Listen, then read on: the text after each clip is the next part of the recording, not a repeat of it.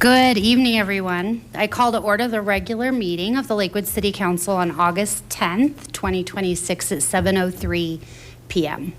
To connect with the council meeting online, please use one of the following links at either lakewoodspeaks.org or lakewoodco.gov/council videos. If you're tuning in tonight and would like to address the city, you'll be given the opportunity to do so at multiple points throughout tonight's meeting. That also includes general public comment for comments that are not relating to any of our agenda items. For those of you who prefer to leave comments online, you may post comments of any link to lakewoodspeaks.org. That is our online forum for public comments. Lakewood Speaks is also a platform where you can find additional supporting documentation about any of tonight's topics. To find that information or make a public comment online, once you land on the website, select the meeting, you'll then be able to select the agenda item that you're looking to learn more about and or leave a comment on. Public comment will remain open tonight and until 10 a.m. tomorrow morning. Will the clerk please call the roll? Councilors Black. Here. Cruz, aye. Here. Cruz, K. Here. Berman. Here. LeBure. Here. Lowe. Here. Nystrom. Here. Ryan. Here. Sinks. Here. Sharazai. Here. Mayor Strom. Here. You have a quorum. Thank you. If you are able to stand, please join me now for the Pledge of Allegiance and remain standing after for a moment of silent prayer or reflection. I pledge allegiance to the flag of the United States of America and to the republic for which it stands, one nation, under God, indivisible, with liberty and justice for all.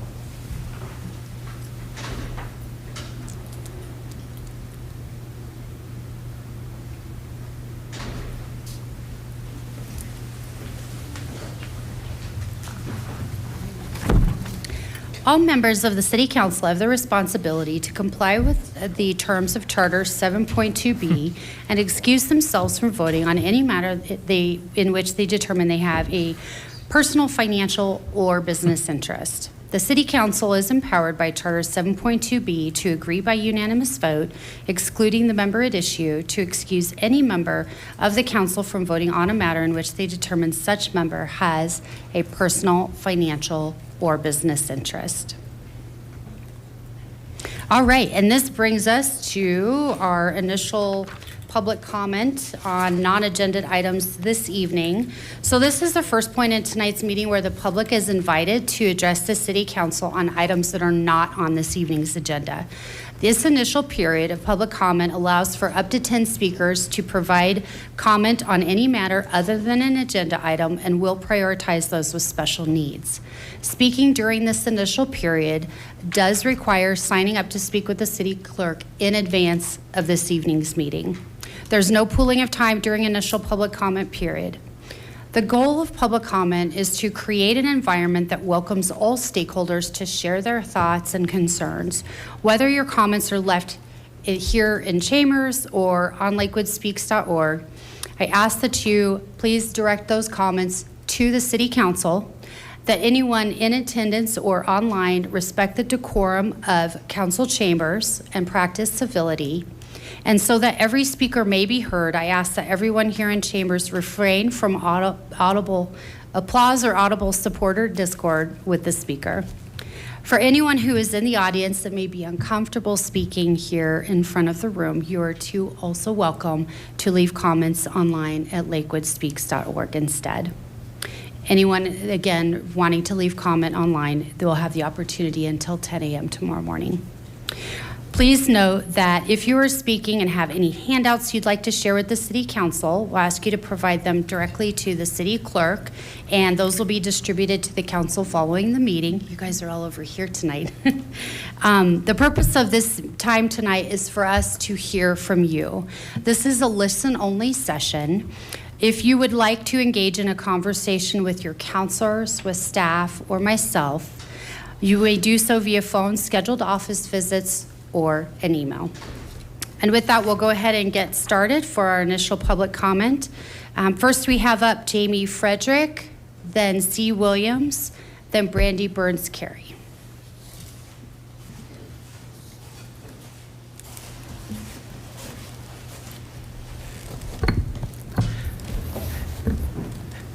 Good evening, City Council. My name is Jamie Frederick. My pronouns are they, she, and I'm here to speak on the Independent Oversight Committee. I have been here a lot the past year, as some of you have noted. And I'm going to be honest, I am frustrated. We fought very hard for the Independent Oversight Committee, and this ad hoc committee has a lot of problems, one of which being a Ward 5 majority. 2/3 of the ad hoc committee is Ward 5. How is that representative of Lakewood as a whole? Another one is police involvement.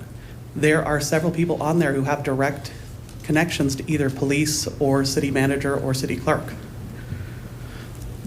In addition to that, there's a lack of accountability to community. There is no way for the community to contact them. At best, we're asked to send an email or asked to come here and talk to you. How is that accountable to the community? How is that helping build relationship and trust with this community? This committee cannot build trust with a community that they cannot or will not listen to. Thank you. Thank you.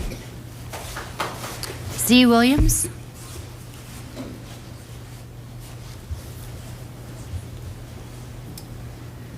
Good evening, Council. My name is Z. Williams. My pronouns are they and them. I'm a resident of Ward 2. In July of 2026, I worked on a case of a missing 16-year-old trans Indigenous girl who went missing here in Lakewood. She was dead named and outed on her missing posters that were circulated by Lakewood Police. Police wouldn't talk to her mother, despite the fact she was missing for 4 days, said they had no capacity. When she was missing in the middle of a heat wave with no money, no phone, and again, gone for 4 days. Community effort is what circulated posters that brought her home.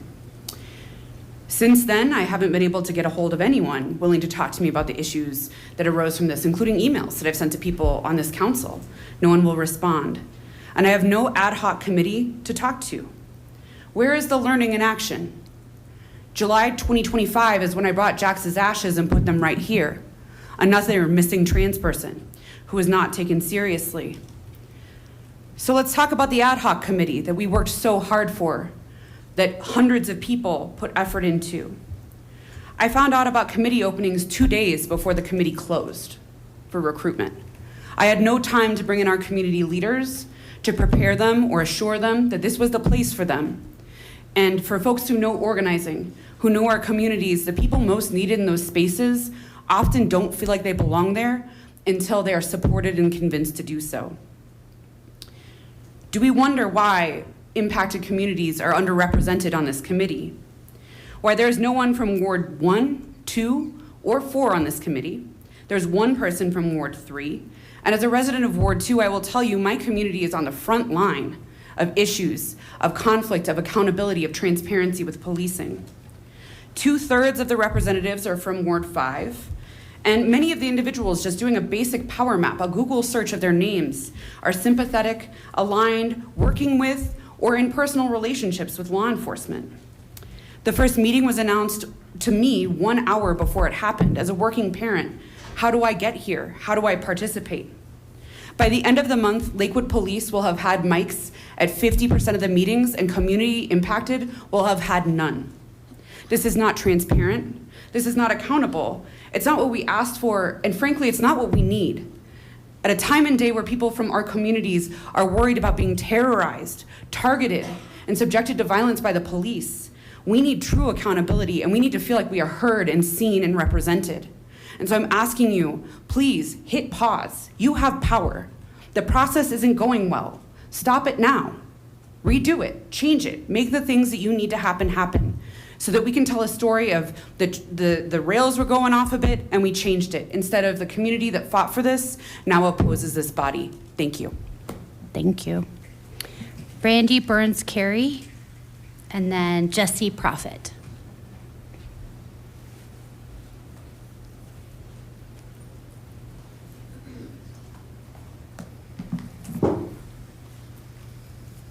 Good evening, City Council members. My name is Brandy Carey. I have stood in this chamber many times over the last year. I have stood here angry, exhausted, and grieving. And tonight I stand here disappointed. The very first time I spoke before you was a little over a year ago, and we brought the ashes of our beloved friend Jax to this very stand right here. We didn't come here asking for perfection. We came here asking for accountability, for you to listen, and most importantly, we believed you when you promised us change. So now, after everything the community has fought for, we finally have an independent oversight committee, AKA ad hoc committee. But after attending the second meeting, I have to ask, is this really the change that you promised us? The city has allotted this committee 3 hours a month. 3 hours. That is pitiful. How much meaningful change can you make happen in 3 months? How deeply can you investigate? How many community members can you hear? How many stories can you listen to? How many pieces of a broken system can you possibly examine in 3 hours per month? And when a portion of that limited time is passing out snacks and fidget toys, I have to question whether we are treating this with the urgency and care that it deserves. This isn't a social gathering. It's not about checking off a box. This is supposed to be a path to independent police oversight, and people's lives are at stake. I sat in that room and looked around and thought, where is our community?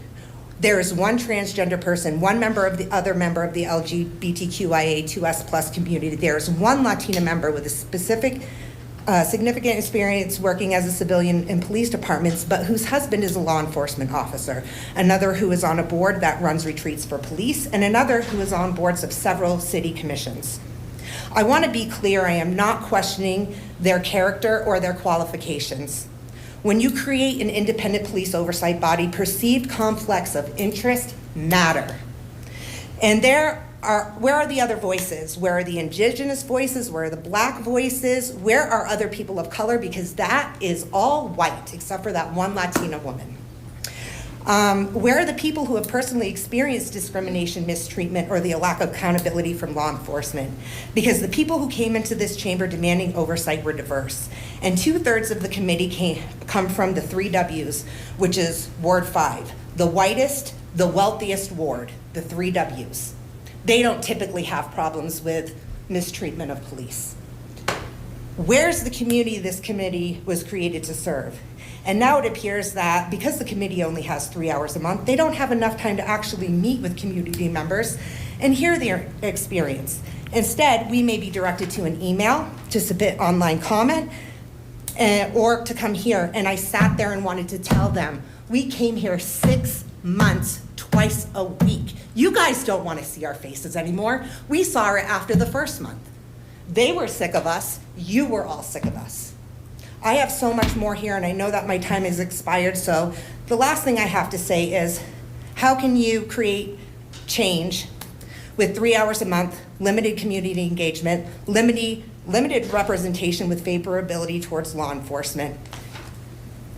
We need you to give this committee the time, representation, authority, and community involvement necessary to create it. Please do not make us stop believing in you, because your words mean nothing to this community and this city if you don't follow through. Thank you very much. Thank you. Justice for Jack's trans liberation. Jesse Prophet.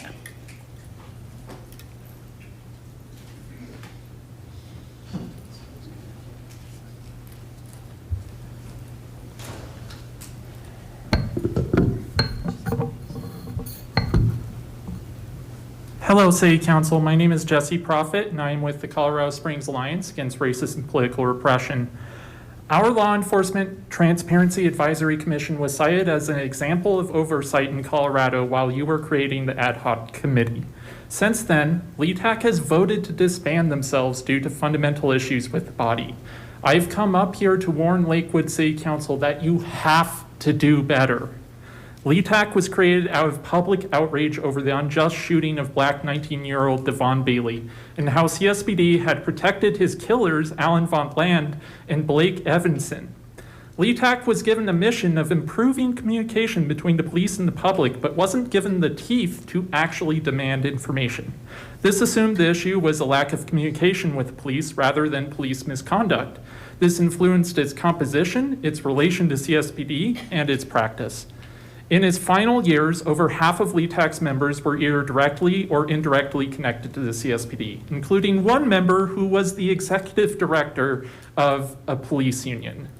These members frequently derailed meetings into vulgar debates like whether the Enhanced Law Enforcement Integrity Act should be repealed or whether special interest groups like CASARPA should be barred from public comment. These members alienated the same Black and brown community members that were most affected by police misconduct. CSPD had a permanent presence in this commission and frequently provided data to support conclusions like raising CSPD budget. But when the commission of public asked CSPD questions about other issues like whether it tracks statistics on officer complaints, they simply evaded the question, saying that they didn't have that information. LETAC was even chastised for requesting body cam footage from the police chief. LETAC's relation to CSPD was one-sided, with CSPD holding all the power. Put together, this body made to hold police accountable instead acted as a lobby for CSPD to City Council. Meanwhile, Devon Bailey's killer, Alan Von Lant, now works in CSPD internal affairs, answering the phone when you call to report a complaint. The Lakewood City Council and Ad Hoc Committee now has a clear example of what not to do. It should work to correct the errors that have already been made, like composition of its ad hoc committee and how it prioritizes the input of Lakewood PD over the public. The public fought hard through grief, through political repression to get oversight. They need representation, not management. They need accountability, not the performance of it. They need true oversight over the police, not an advisory committee designed to be toothless. Thank you. Thank you. That concludes our initial period of public comment. Thank you, everyone. For those of you that are here for non-agenda items, that'll come back in a little while after we get through, I think, 3 different agenda items. Do we have council moving on to this evening's consent agenda? Did anyone want to pull anything from the consent agenda? All right, seeing none, will the clerk please read the consent agenda into the record? The consent agenda is comprised of the following items. Item 4, first reading ordinances, O 2026-29, authorizing supplemental appropriations to the 2026 annual budget in the amount of $225,000 in the general fund to pay for expenses related to the general election to be held on November 3rd, 2026. O 2026-30, an ordinance to repeal and replace Chapter 5.29 of the Lakewood Municipal Code pertaining to commercial waste haulers. Item 5, approving minutes of the City Council meeting, special meeting minutes from July 27, 2026, regular meeting minutes July 27, 2026.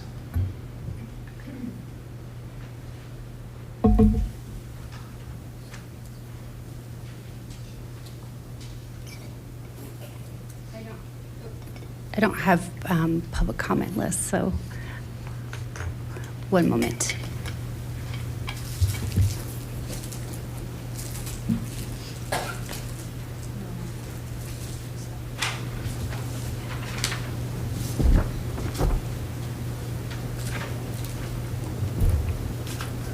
All right, thank you. I have no one signed up for public comment on this evening's consent agenda. May I please have a motion for the consent agenda?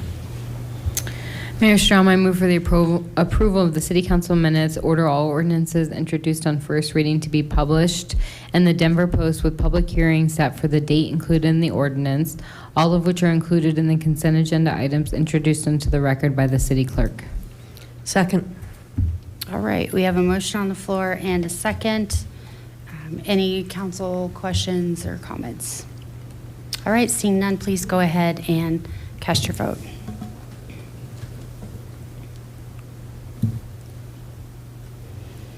Councilor LeBuren Furman, I didn't capture yours.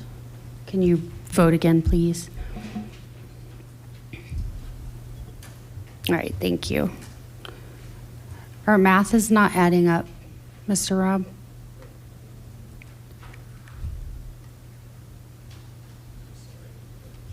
Everybody in.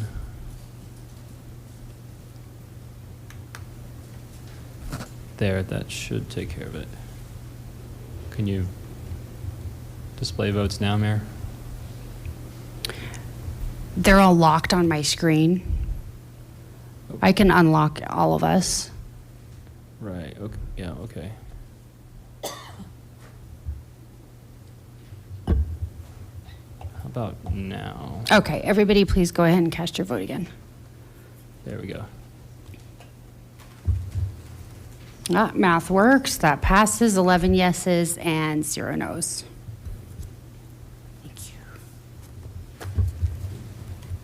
you. Will the clerk please read item 7A into the record? Second reading and public hearing on item 7A, O 2026-24, amending Chapter 2.54 of the Lakewood Municipal Code pertaining to campaign and political finance in municipal elections.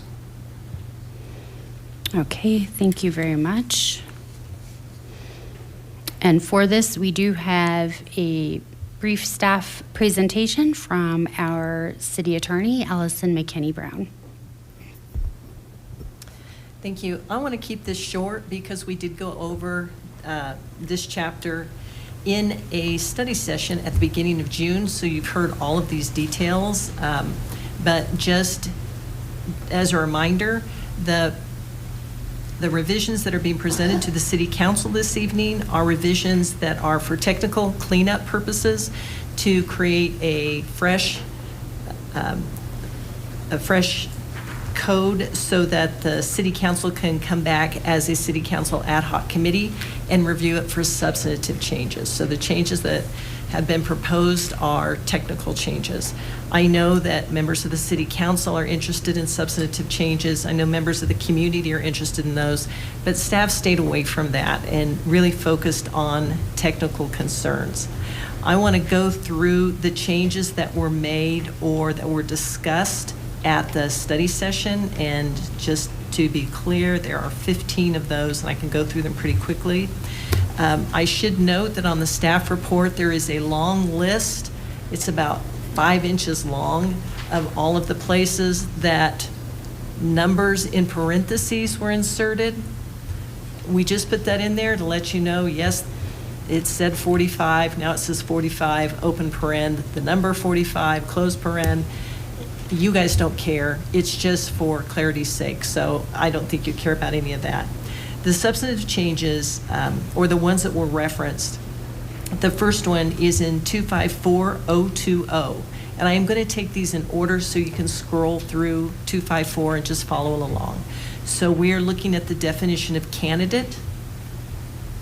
There were some questions about whether or not the word or should be changed to and. Staff did not do that. We believe that is a substantive change and that the City Council needs to spend a little bit of time thinking their way through that. So when the Policy Committee reviews this term, they should look at changing the word or to and to avoid the confusion of when exactly a person is a candidate. So there was no change made to the candidate definition. Scrolling down, the next term is contribution. And this one, I have to tell you, this confused me to no end as well. But we finally dug down, and contribution refers to any contribution to a candidate or a committee other than an independent expenditure committee. And when we're talking about independent expenditure committees, there's another term. I'll get to that in a moment because I want to scroll through these in order. So we're going to suggest keeping the term contribution because it actually does help us with several of the sections below. So contribution refers to any contribution to a candidate or committee other than an independent expenditure committee. The next definition is coordination. Coordination isn't in the code. I told you that back in January, but the term coordinated is in the code. And we believe that we should keep the term, just change it from coordination to coordinated, because if it is the definition of coordinated, it makes sense to defining those places coordinated is referenced. So we did include that change in the revision, is changing the term coordination to coordinated. Again, I don't think you guys care desperately, but I want you to be aware. So the other term for contribution, donation, is the term for any contribution to an independent expenditure committee. Why is donation and contribution different? because the state law is different and our code was modeled on the state law. So we're going to encourage that you keep the term donation, just because that helps us deal with independent expenditure committees. Next term is election cycle. In election cycle, we did make a change. It was just a typo in the original document, which is many of the changes we're making. Election cycle refers to Colorado Constitution, Article 27, Section 2. And currently it says Section 6, but it's actually Section 2. It's just a typo. Moving down to electioneering communication, 254020. We removed the phrase either expressly advocating for or against, or without expressly advocating for or against, in subsection 1 of the definition, because it didn't matter. It was just, we thought we were being helpful to define, but in the end, it was just repetitive and it didn't matter, so we removed it. The term broadcast was modified to broadcasted. I honestly lost on that argument. In subsection 2 of the definition, and we added a subsection 3 to the definition of election communication, making the previous subsection 3 subsection 4. And I know that you're going through these at the same time I am. If at any point you need me to slow down or you want to ask questions about these modifications, please do so, but I'm going to assume these are technical and you're a little bit bored.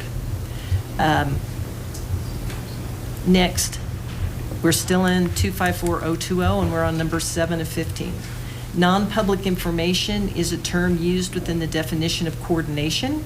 So this term should be kept if the coordinated language is kept. And again, we're encouraging you to keep the coordinated language.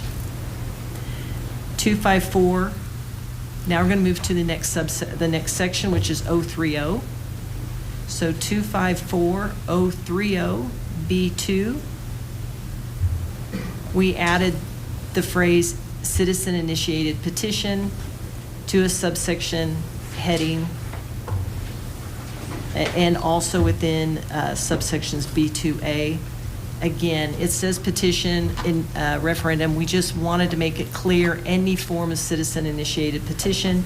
And the definition makes it clear that citizen-initiated petition does not include the petitions that candidates circulate to get 25 signatures. That is already excluded from the definition of citizen-initiated petition. Moving down to B2A1, we added the phrase, after the city clerk has approved the form of the petition for circulation. Again, that was an issue that was brought to our attention by the city clerk that added some confusion, so we just added that for clarity. And then issue number 10, we're still in 030B2, but now we're in A2, and we added the term or resolution. The code currently just refers to ordinances, and you'll notice a lot of our ballot measures come through as resolutions. So we thought we need to reference both so it doesn't appear that we can't have resolutions for ballot measures. Okay, so moving quickly through the final 5 of these. 254040. So if you'll go down to 040 A2. We added the phrase ballot issues, ballot questions, or citizen initiative petitions after the phrase unambiguously refers to candidates. And that was an issue that we ran into in one of the previous special elections, is some of these subsections are written as if they only apply to candidates, but they apply to candidates, ballot issues, ballot questions, or citizen initiative petitions. We don't want to get held up on a technical issue, so we just added that one in. Moving next to the next section, 254050, 050C 21A. 050C21A. And we added the term city clerk in just to clarify that the city clerk or a hearing officer, either one, has the authority to impose fines for violation. 050C5.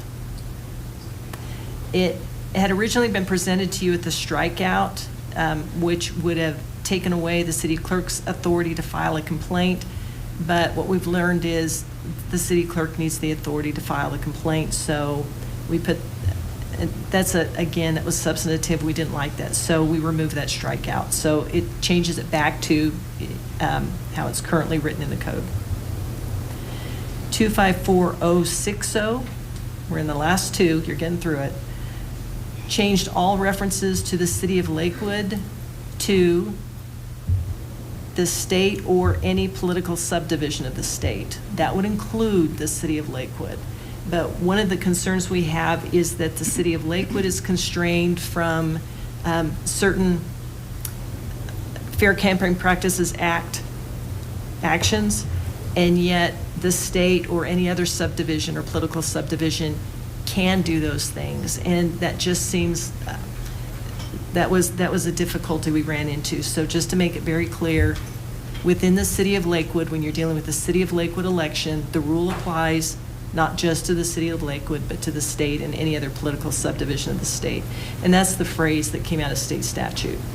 The very last one of these changes that we would begin to consider substantive is 060A1E. And this one is the only one that's going to take just a second.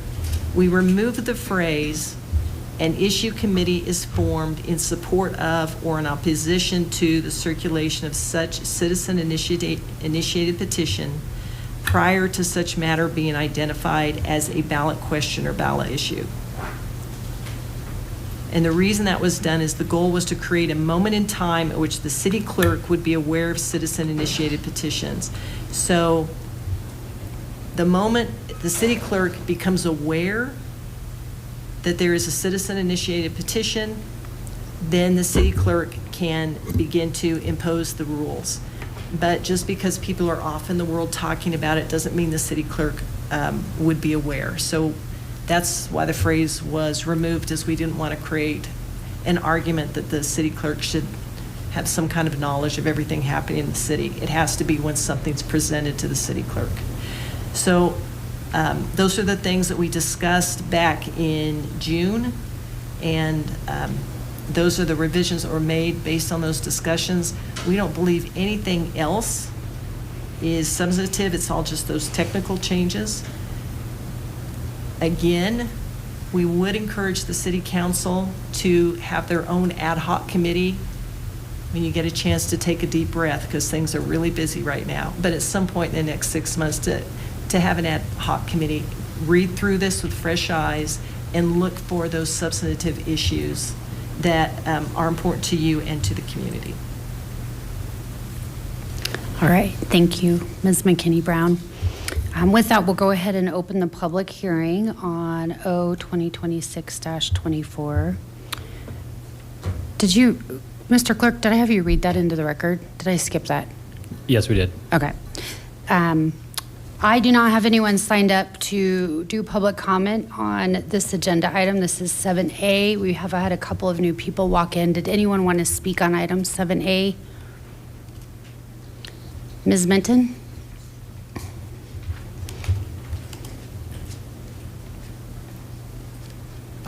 Thank you, Natalie Minton, Ward 5.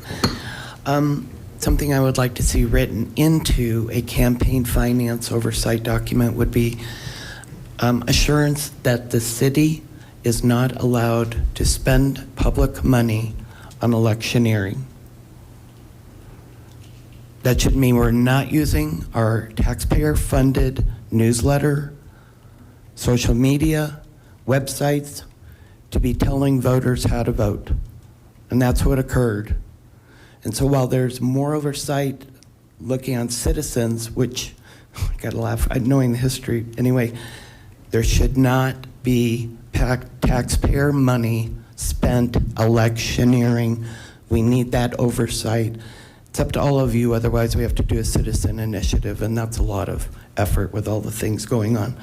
Why is this important now versus 6 months?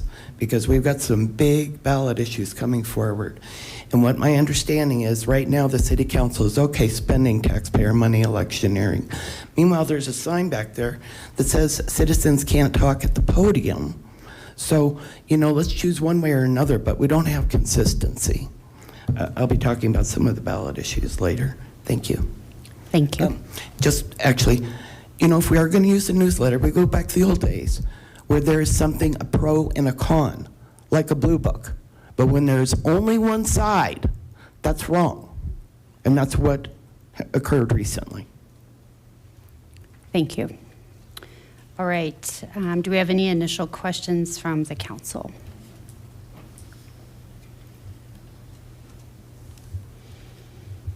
I have Councilor Icruz and the Mayor Pro Tem Sharazai.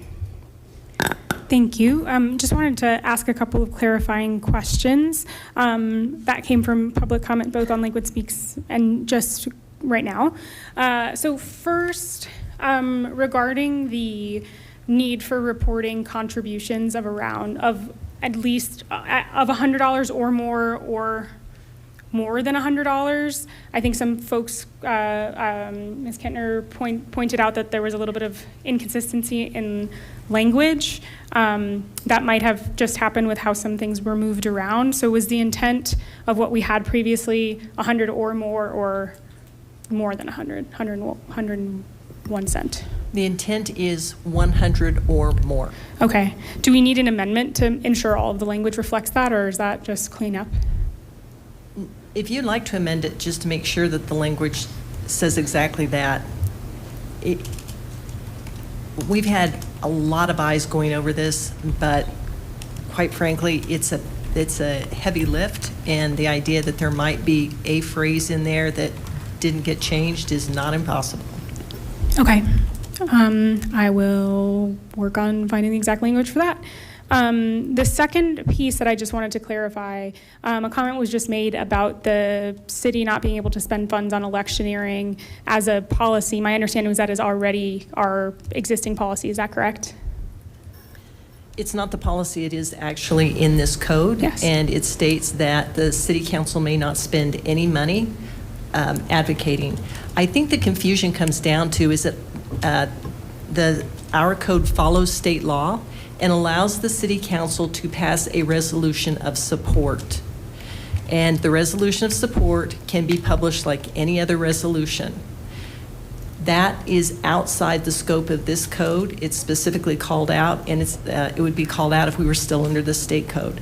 But the reason that individuals cannot come to the podium and use public comment to talk about ballot issues or candidates is because it says in the code that no city dollars can be used for that purpose, and we consider the time that the city is holding a meeting to be a city investment. So that's already there.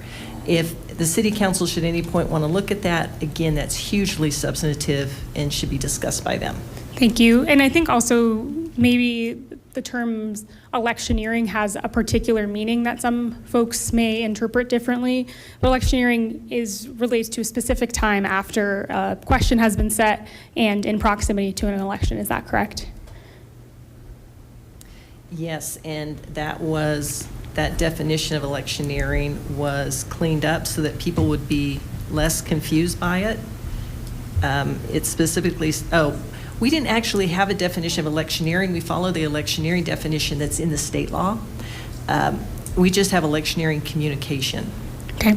Thank you. I think those are my questions, and I will work on finding the phrase at issue related to $100. Mayor Pro Tem. Yes, thank you. Thanks for all the work on this.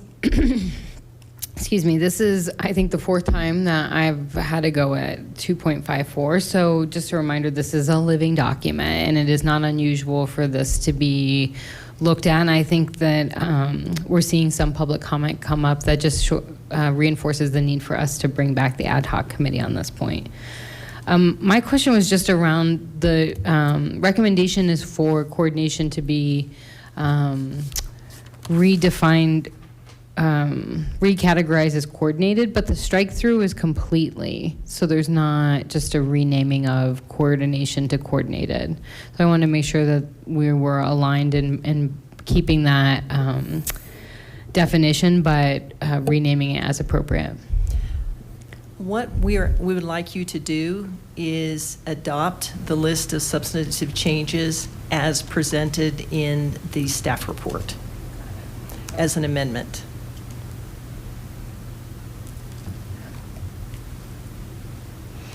All right, I have no hands up. Counselor Icruz, are you ready for your proposed amendment? Oh, no, we haven't read the motion yet. Sorry, never mind.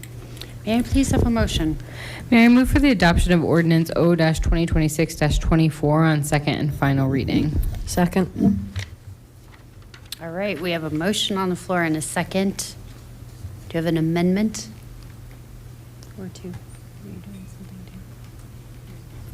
I think so. I tried to pull up the reference, but I can also use the page number. Thank you, Councilor Ryan, for your help on that. So I'd like to move an amendment to change the language in 2.54.030 1D, 1C, i.e. Clause C and D on page 13 to change contributions over $100 to contributions $100 or more. Second.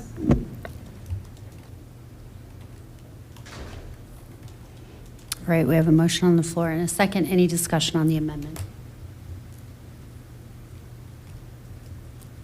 Good amendment, vote yes. Okay, I have no hands up for that. Please go ahead and cast your vote.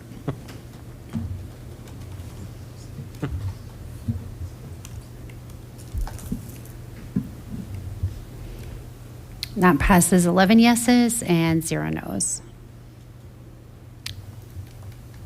Any other questions or amendments? Councillor Lowe. I'm sorry, Ms. McKinney. I'm probably being a little dense here. I'm looking at the staff report, and I'm just trying to find where as far as I can tell, it seems possible to me that the question of coordinated versus coordination, you kind of kick back to us of, it's up to us whether to tell you to make that change or not. Am I reading that right, or is it actually in the staff report that change was already made in the list of amendments you're recommending to us? So we didn't change, I'm sorry, I misstated that. We didn't make those changes. We brought those to your attention, and we're asking you to make an amendment adopting the substantive changes so that it makes those final cleanups that we found. So so the amendment that we would make would basically be to make the set of final cleanups that you just walked through. But I just want to be clear, if we do that without any change, you would add the term coordination, the term, instead of striking coordinated, you would add the definition to coordination. That would be that would be the default if we adopt the sort of the staff recommended cleanup edits. Right. We would take the strikeout out and just change the word coordination to coordinated. And leave the rest identical.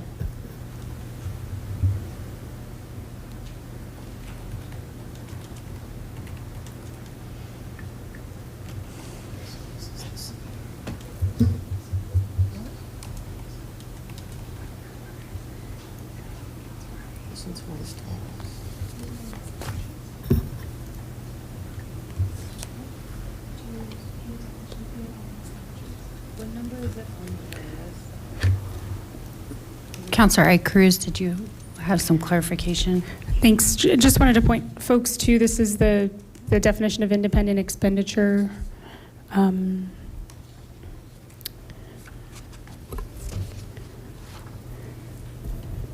Sorry, I'm asking just a point of clarity, Ms. McKinney-Brown. In the summary of substantive changes, there's a 10 itemized list.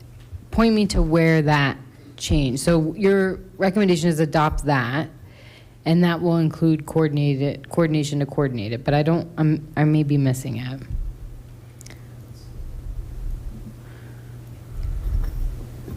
Yeah, you're not missing it. There's been too many of us working on this.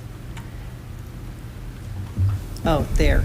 Okay, so if you look on the staff report, it says summary of grammatical and other minor corrections made after June 1st, 2026, and that's the number stuff. And there are 18 of those.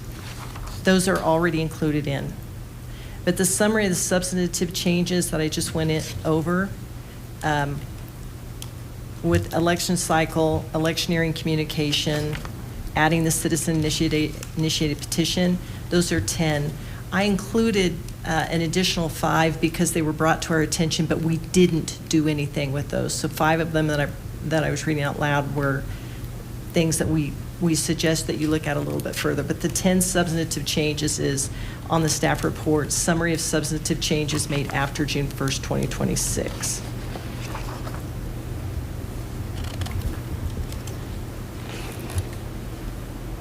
So they're already in here. The 5 are not already in here.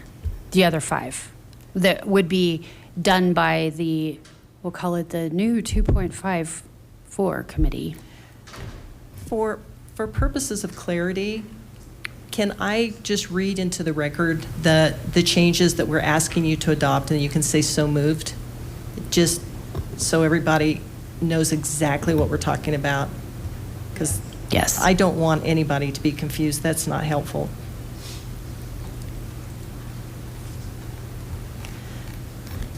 Staff is asking that an amendment be made to the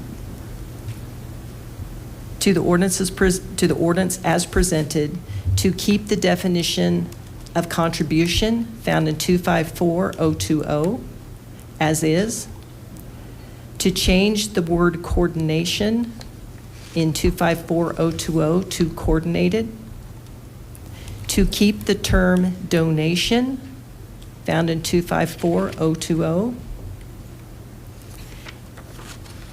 to change the term election cycle found in 254020 to reference Section 2 of Article 27 of the Colorado Constitution rather than 6, to modify electioneering communication found in 254020 to remove either expressly advocating for or against, or without expressly advocating for or against in subsection 1 of the definition, to modify broadcast to broadcasted in subsection 2 of the definition, and to add a subsection 3 to the definition, making the subsection 3 now subsection 4. To keep the definition of non-public information found in 254020. To add the term citizen-initiated petition to 254030B2 to both the heading and subsection 030B2A. To add the phrase, after the city clerk has approved the form of the petition for circulation, to 254030B2AI. To add the word resolution to 254030B2A2. To add the phrase ballot issues, ballot questions, or citizen-initiated petitions to 254040A2. To add the phrase the city clerk to 254050C2.1A. To remove the strikeout in 254050C5 and return the language allowing the city to file a complaint. To change all references to the city of Lakewood in section 254060 to state or any political subdivision of the state. And finally, to remove the phrase an issue committee is formed in support of or in opposition to the circulation of such citizen-initiated petition prior to such matter being identified as a ballot question or ballot issue in 254060A1E. So moved. Thank you. Second. All right. I have a few hands up here. Are any of these hands up about this amendment? Counselor Icruz and then Counselor Ryan. Just so I am clear, many of these changes have already been made to these documents, but not all of them. So we're just trying to summarize this. Okay, because of all of the projects we've been working on, there's 2 or 3 of us who've been doing the finalization on this. And I don't like bringing changed documents back to the city council. I want the city council to make the changes from the dais. So I asked that anything substantive be set out separately and that the city council could adopt those changes. If any of them are showing, that was not intentional. I want the city council to have to proactively choose those things. Okay, thank you. Counselor Ryan. And perhaps I'm just missing something. So in looking at the clean version of the ordinance, numbered page 3, the bottom of that, it still refers to coordination rather than coordinated. And so perhaps I'm just missing something. No, you're not missing anything. That's exactly what I was just trying to explain. Those are the changes the changes I just listed are the changes we would like for the city council to proactively approve. And when you do, I'll put them into the ordinance. But I don't like bringing change documents to the city council. You've been working from the other one. You need to know any change we make. Okay. And I will just say the red line did not track the differences between the clean and what you were trying to accomplish from my perspective. So that's neither here nor there. I understand now. Thank you. All right, I have no more hands up. Are we ready to go ahead and vote on the amendments? Okay. Counselor. Okay. Counselor Nystrom. Yes, just to clarify, so the same comment where the $100 changes, there's 2 other changes in there. I don't know if you saw those, but are those amendments we can make this evening, or are you saying we need to take this back to the ad hoc committee to make those changes? No, you've already approved that amendment. So Okay. those changes will, if the ordinance is adopted, those will be amended based on your amendment. Counselor Nystrom, are you talking about other proposed amendments from community members? Yes. We only had one tonight. Counselor Icruz. Just to clarify, I moved the one that was specific to making a clarifying change rather than a policy change. I think we can make policy change other pieces in the committee. That was at least my intent. Not sure. Okay. The idea of doing it on committee instead of up here is that we can really, discuss this in a prolonged and protracted way to better understand what community would like to see, what we would like to see, that kind of thing. So the idea is that we are in a non-election cycle right now, and what we identified moving through the process of the referendum last fall and in the spring, that there were a number of items in the code that weren't clear, even when it went to a hearing officer. So the objective here is to really make sure that when we move forward in other citizen-led initiatives or referendums, that it's clear for all parties. So right now, it's just kind of the cleaning up of those types of things. And then the idea would be that we would stand up another committee where we really get into more of the substantive stuffs, which I know, discussing a blue book has been one that council has mentioned a desire to do. That would be in 2.53. So we would go through a number of those sections to do more of those substantive when we have the opportunity to actually get more public comment on that too. So with that, now we didn't vote on that second amendment yet. Nope. Okay. All right. We have a motion and a second for the batch of second amendments. Please go ahead and cast your vote.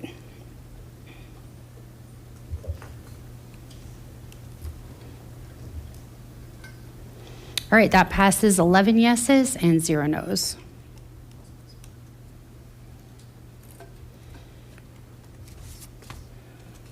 Will the clerk please read item 7B into the record? Oh, do we need to? Oh, yeah, make we a need motion to, sorry, we approve? need to vote on the actual as amendment. Do we have any other questions on the ordinance? Not amendments? Okay. All right, next vote would be, you've already motioned. We've got a second. Next vote will be the ordinance as amended. Please Right. cast your vote. Thank you.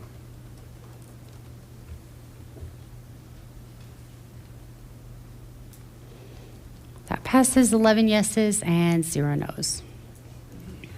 Now, will the clerk please read item 7B into the record? Public hearing and second reading on O-2026-25, calling for a coordinated special municipal election to be held on November 3rd, 2026, to submit to a vote of the registered electors of the city of Lakewood, Colorado, a ballot question for the purpose of authorizing a voter-approved amendment to Section 2.6 of the city's home rule charter to establish that the term of office for a newly elected mayor or members, singular member of the city council begins at the first meeting following certification of the election results and adopting the ballot title therefore. Okay, thank you, Mr. Robb. And for this topic, we do not have a presentation from staff this evening.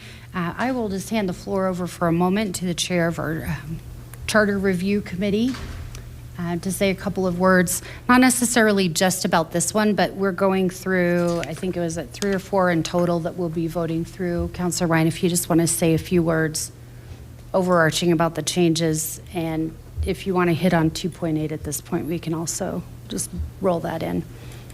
Yeah, that sounds great. Thank you, Mayor.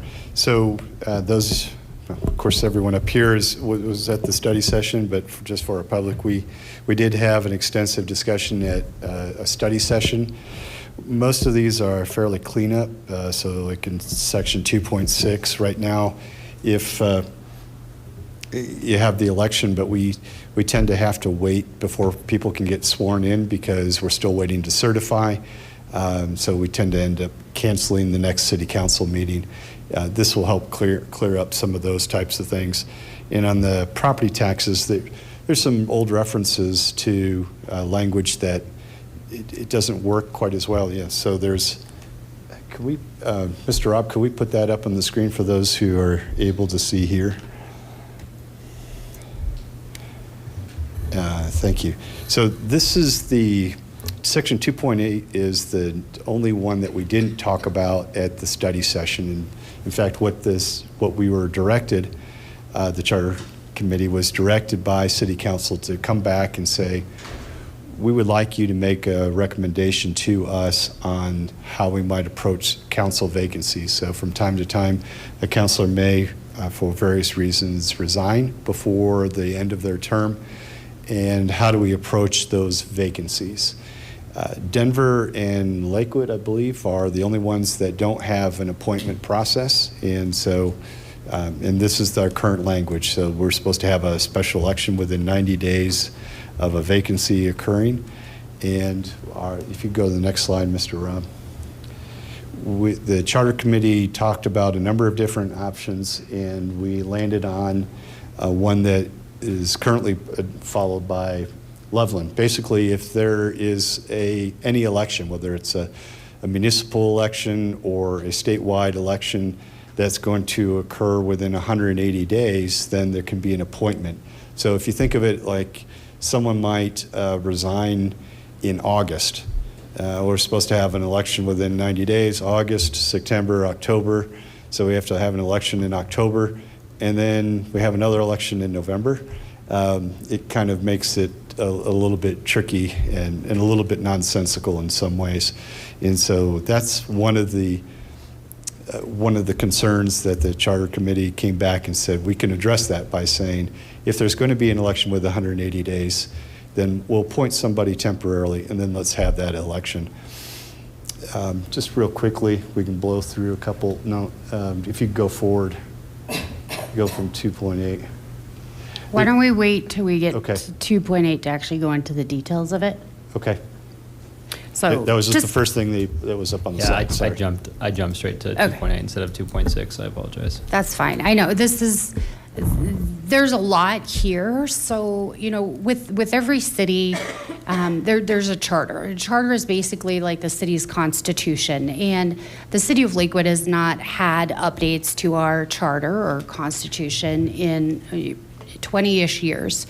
One of them, this very first one that we're talking about, item 2.6, actually goes back to the reality that our charter was created before mail-in ballots were a real thing. And so what's happened through that process is because the election process and certifying the election with mail-in ballots takes a longer amount of time. Right now, what we see is our active duty service members, we are not able to certify everything before we have that next meeting, which we are required by charter to do the swearing in of our new counselors at that time. So as Councilor Ryan said, one of the things that we can do is we just don't have the next immediate meeting. We're trying to fix that tonight. So we want to make sure that we are operating in a way that is modern in this document that is a little bit difficult. So what we are doing tonight is we will be voting on a number of these items that are charter updates. What that will do, though, is actually send it to the ballot for our voters in November. Any update that occurs to the charter has to come forward or has to get the blessing or not of community. So what tonight's step is just saying, yes, we want it on the ballot, no, we don't want it on the ballot, and then our community members will say, yes, in fact, we do want this change, or no, in fact, we don't want this change. So on item 7B, we're looking specifically at section 2.6 that would allow the charter to establish that the term of the office for newly elected mayor or member of the city council begins at the first meeting following the certification of election results, not the first meeting following the election. Again, in these modern times with mail-in ballots, that's may not seem like a lot, but it is quite a big difference. So with that being said, I do not have anyone signed up to speak on item 7B. Do we have anyone that's come in since signing up that would like to speak on 7B? All right, we'll go ahead and close public comment. Do we have any council comments or questions? Nope, okay. All right, seeing none, may I please have a motion? I move for the adoption of ordinance O-2026-25 on second and final reading. Second. All right, we have a motion on the floor and a second. Any discussion or amendments? All right, seeing none, please go ahead and cast your vote.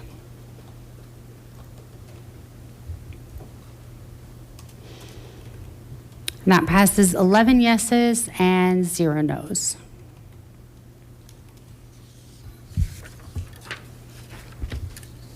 Will the clerk please read item 7C into the record? Second reading and public hearing on item 7C, O-2026, calling for a coordinated special municipal election to be held on November 3rd, 2026, to submit to a vote of the registered electors of the city of Lakewood, Colorado, a ballot question for the purpose of receiving voter approval to repeal and replace section 2.8 of the city's home rule charter to authorize additional procedures for filling vacancy city council member seats and adopting the ballot title therefore. Okay, thank you very much. And this is another topic or another ordinance that we do not have a staff presentation on. I will entertain any questions that we have from council, and then we'll open up public comment.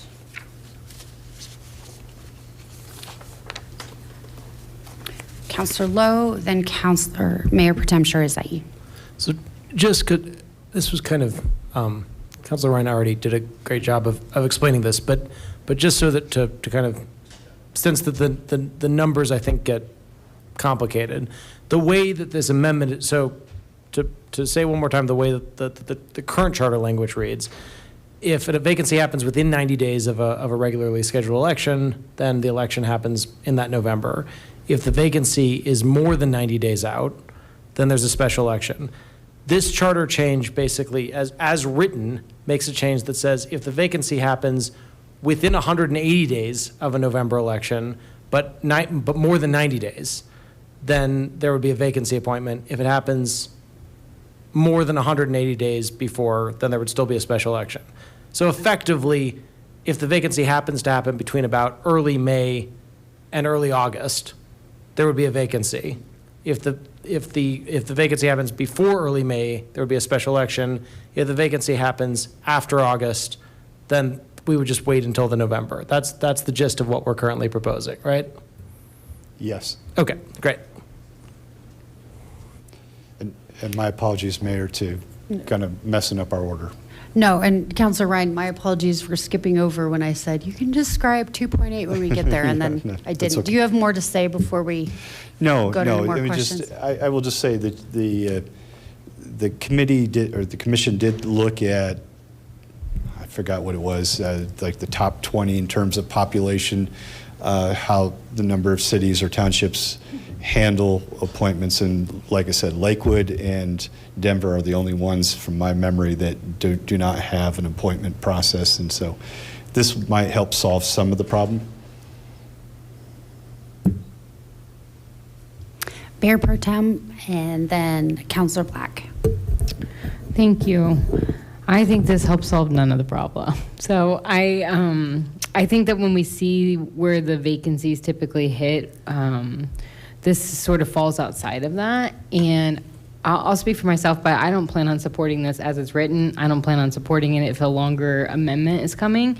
I just think it's been pretty clear from the community that right now, in this charter amendment round, to have a vacancy consideration, this was not part of the charter committee scope of work. We heard from the larger council during the study session that this is something that we wanted to spend time on. There wasn't a lot of excitement for that on the charter commission when we had that conversation, but felt that there was a necessity to bring that forward because that was the direction of our council. I do think this is worth studying, but if we're trying to accomplish savings or sort of offset some of the challenges that come with special elections, this doesn't do that, and it feels rushed, and so I won't be supporting this. Councilor Black. I just had two quick questions. One, can you remind us the cost to run a special election approximately? Yeah, thank you, Counselor. It doesn't scale quite like 1-to-1, but the Ward 5 vacancy election that we ran for Counselor Nystrom, approximately $65,000. The double vacancy election was actually ×2 of that, and then of course, the citywide was approximately $250,000. So yeah, about $65,000 to run a ward vacancy election. Okay, and that was 3 years ago. Yeah, So. okay. Thank you. And then just one final question. If we pass this and we're in that time frame where someone would need to be appointed, that person still has to be voted in by a majority of the city council body, correct, as fully written in this? Oh, I'm not sure. Yes. Is it a supermajority or? For the No, appointment? it doesn't require No, supermajority. it's just a It just majority. requires a vote of resolution of appointment. For the appointment. That's your question. Yeah, I'm Right. just clarifying that, for instance, the counselor who's exiting the body wouldn't be able to just bring this person in. They would need to put this person up to a vote of city council.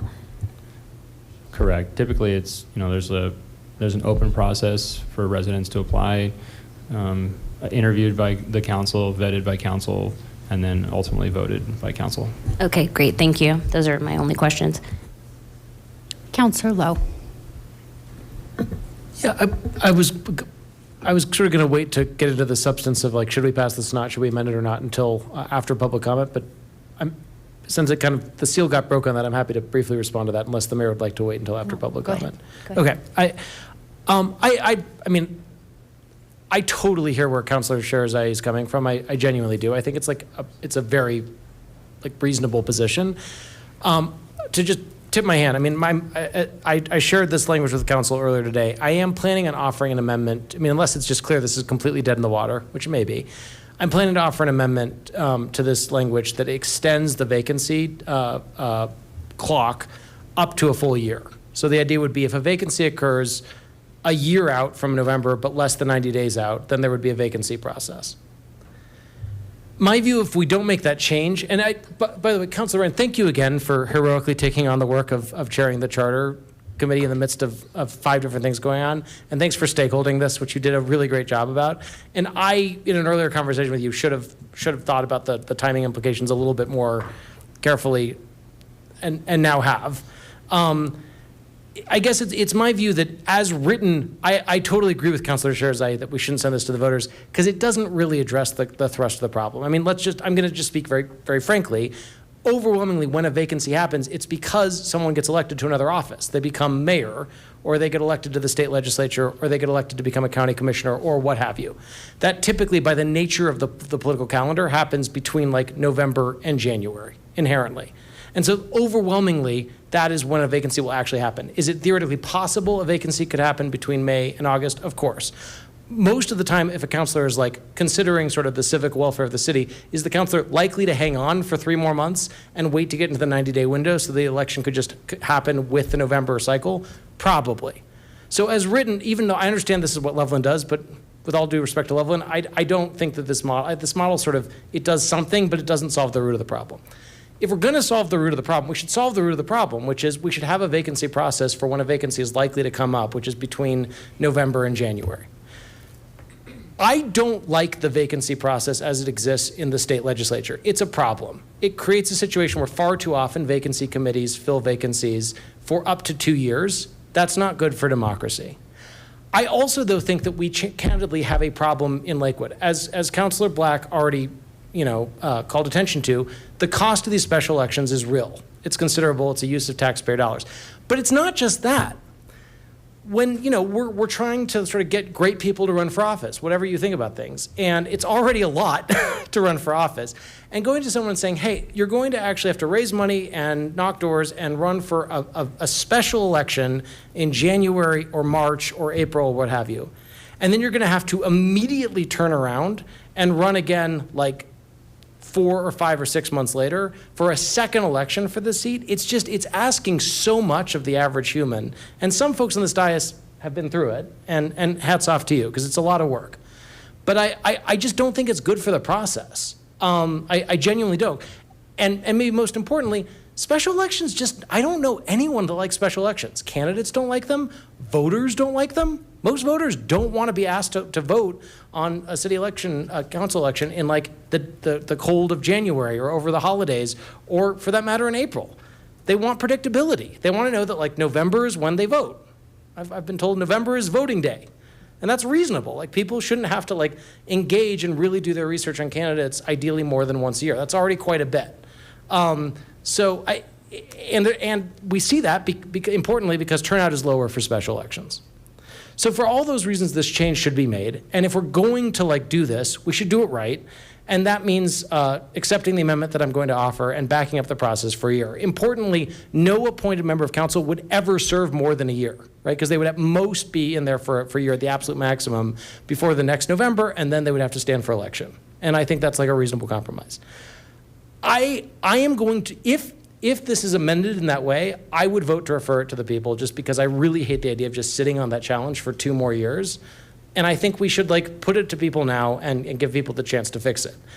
I also think Councilor Sherzai frankly makes a very reasonable point that like maybe there's a lot going on, maybe we need to stakehold this more, and like it's a change. And so I would completely respect others on council if they vote down the overall referral and would prefer to wait for 2 years. I hope people won't interpret a no vote as this is a bad idea. I hope people will interpret it as we need more stakeholding, we need more thought, we need more cooking, and we're going to send it to the ballot in 2 years, which is what I think we should do if it goes down today. So just to be clear, I'm going to offer this amendment. I would urge a vote yes on the amendment wherever you are on the overall underlying charter ordinance, because I think the amendment is obviously like pushes in the direction of good policy. And then I think people can still vote no on the overall charter change if they want to hold for 2 more years. But that's where I am. That's my view. That's what I think we should do. I understand, yes. And I'm going to stop talking. Okay, I have no more hands up. We're going to go ahead and open the public hearing.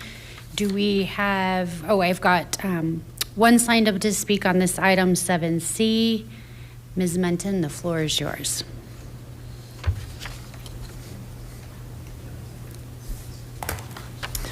Thank you, Natalie Menton.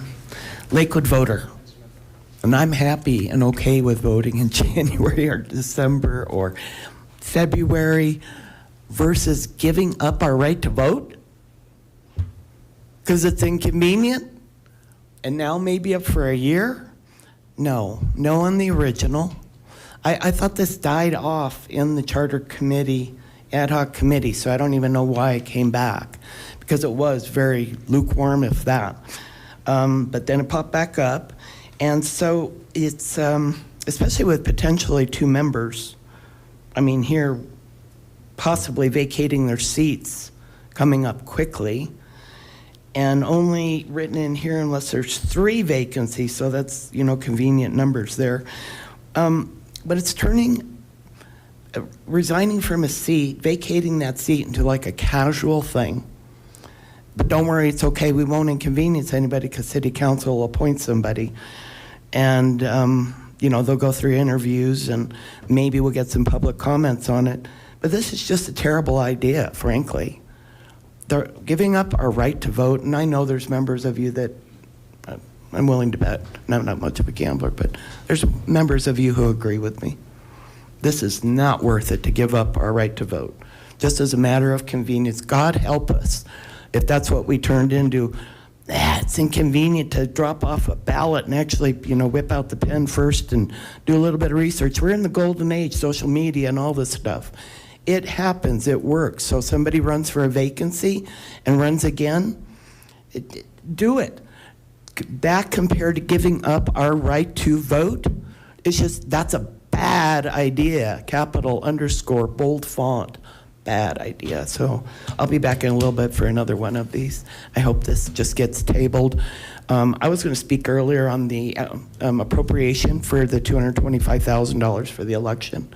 There's more than a couple things that are going through too rapidly.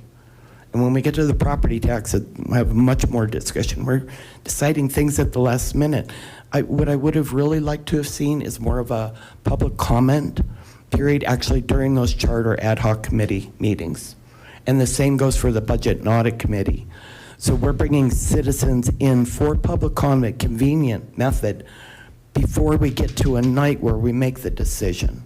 And then all of a sudden we're bringing out the eraser and pen and white out and making changes on the fly. And that's not good when we're putting something on the ballot. Thanks. Thank you. Okay. May I please have a motion? Mayor, I move for the adoption of ordinance O-2026-26 on second and final reading. Second. All right, we have a motion on the floor and a second. Any amendments?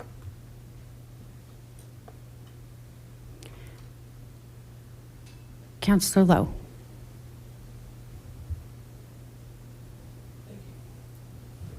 Oh, Mr. Robb, thank you. You read my mind.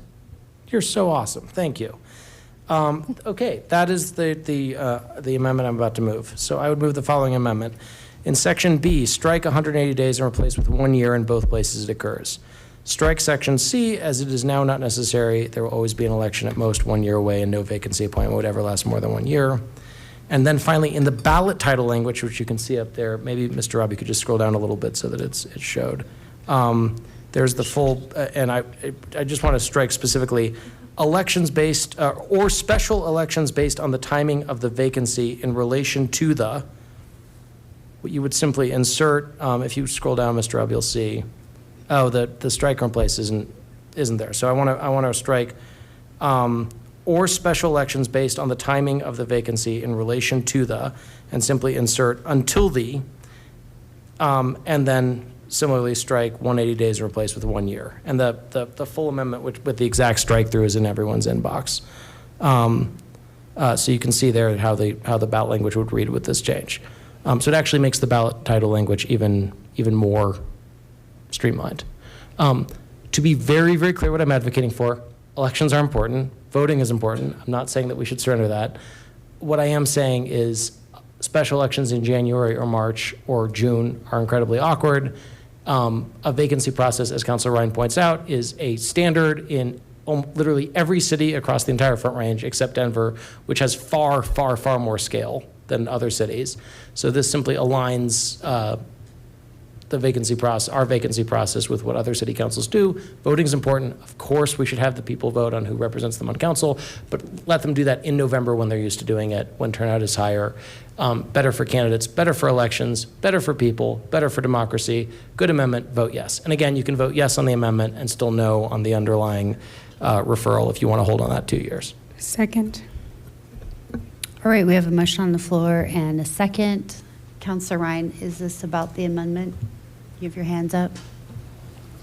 I guess just the overall, so I can wait. Okay, we'll come back to you. So please go ahead and cast your vote for the amendment.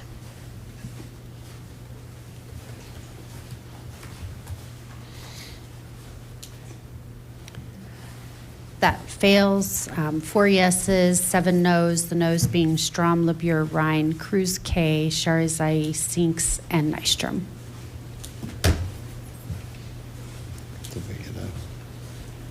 Councilor Ryan. Councilor Lowe, I don't know that I disagree with really anything that you said, so that may be puzzling as to why I voted no. Here's my concern. You're right.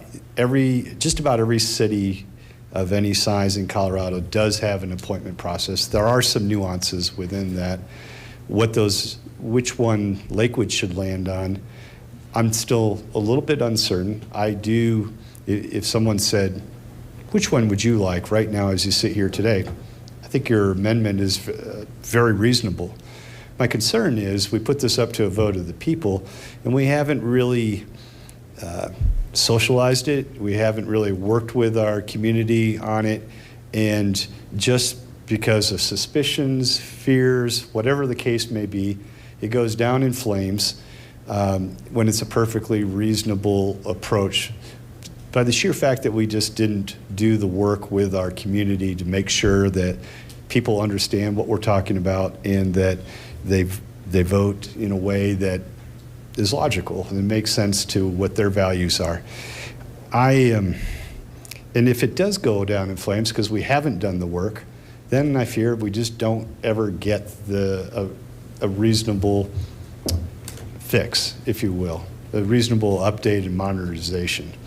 And so I do think this is an important piece. I wish there had been a lot more of a runway for the Charter Committee to really be able to get out in the community. I think one of our members talked about, hey, it would have been nice if we could have talked to the committee. All those different things that I think we really needed to do the work ahead of time. And I know this is the best time to put something like this up, but only if we've been able to do the work. And the fact that the timing just stinks, frankly. It's like the timing's great on one hand, but it stinks on the other hand. That's the reason that's the reason I voted no on the amendment, not because I didn't think it was a good amendment, but because I didn't think we've done the work. And that's also the reason why I'll be voting no on the overall. Councilor Lowe and then Councilor Cruz. No, well argued, Councilor Ryan, and I totally respect that. Just to be very, as I telegraphed, with that amendment being defeated, I'm actually also going to vote no on referring this language to the voters, just because I think this is the worst of all worlds. It's language that we would send to the voters. People are going to think it's controversial, but I maintain it really doesn't fix the underlying problem, which is like when vacancies are likely to actually be created. So for those sort of that want a case study in bad legislative strategy, what I just did is probably that, by telegraphing that I was going to switch from a yes to a no if my amendment was defeated, which it just was.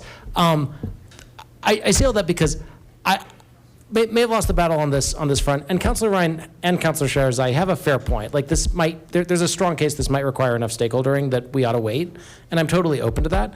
For the record, this is a real challenge. Like, this is not a good design for how we should run elections. It really isn't.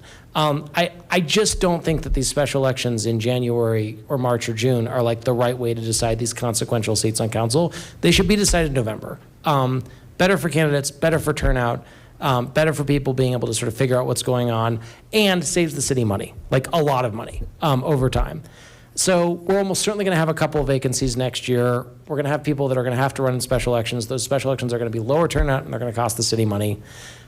I think that's all predetermined. I would love us to get to a place where we can do enough stakeholding that we could really fix this in 27 or 28. I really would. And if we do it, I really think we ought to do it not for 180 days, but for 360 days, so that we cover when vacancies actually happen.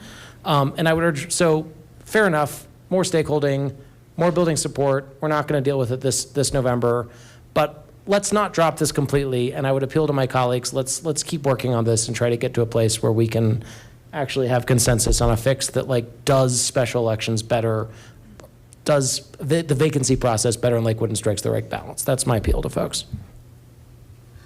Councilor Icruz.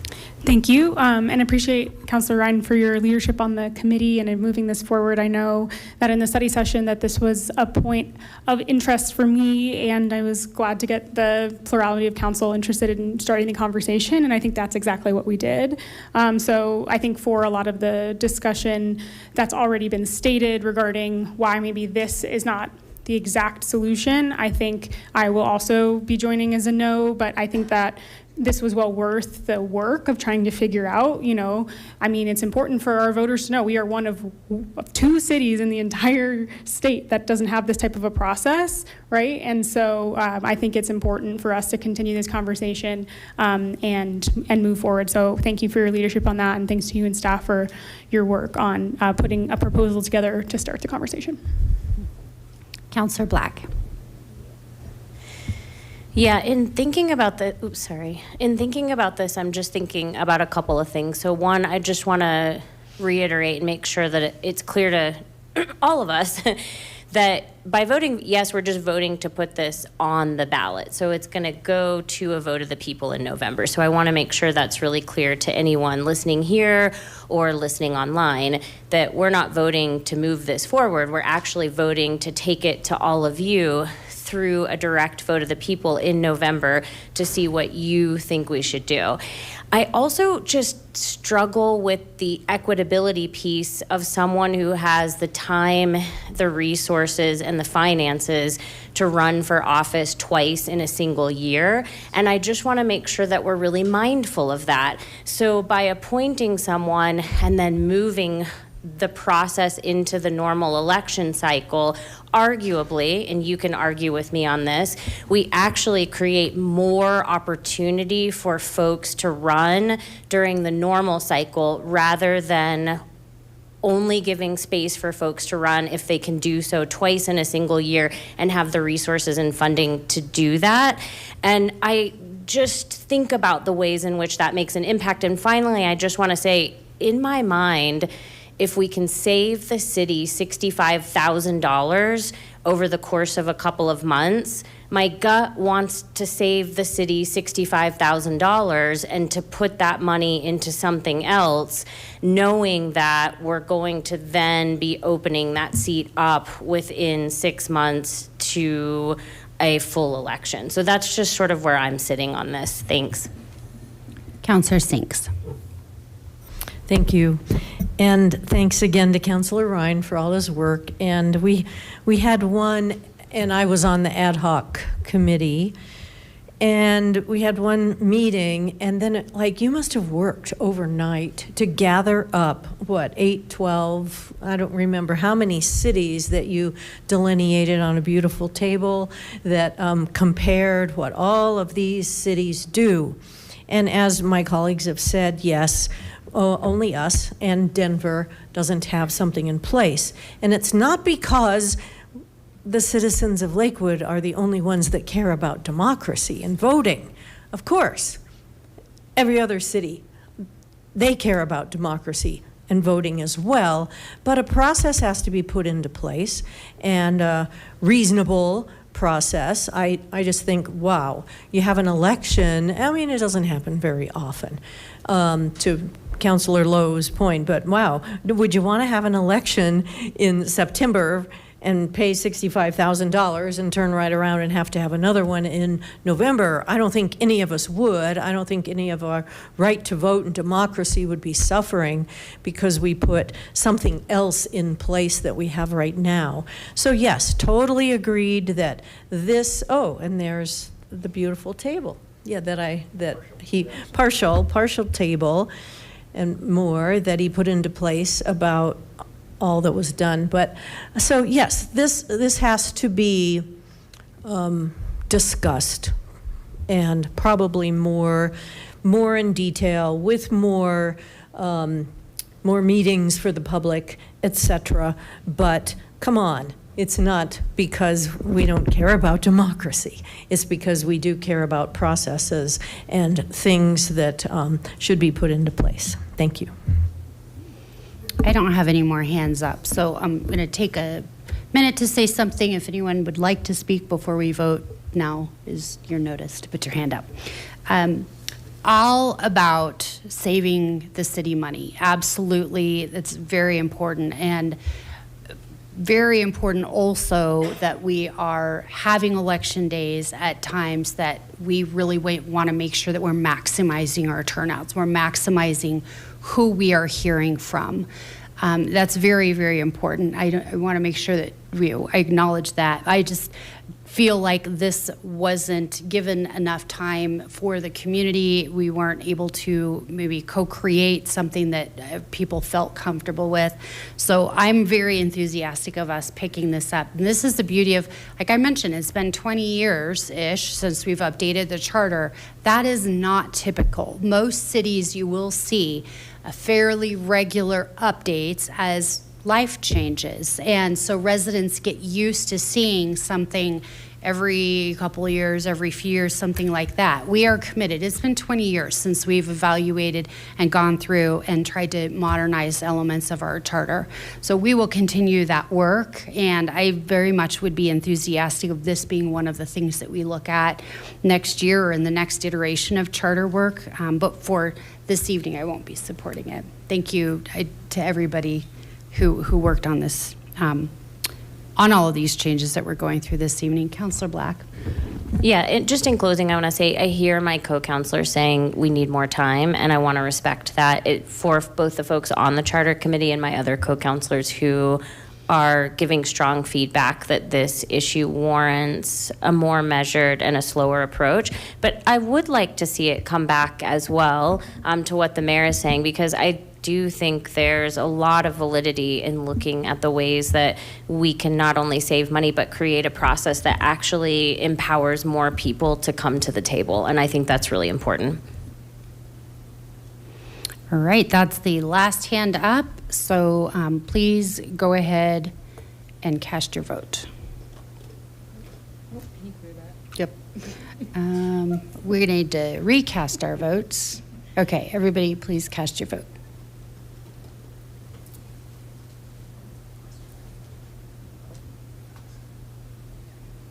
Councillor Ryan, can you vote?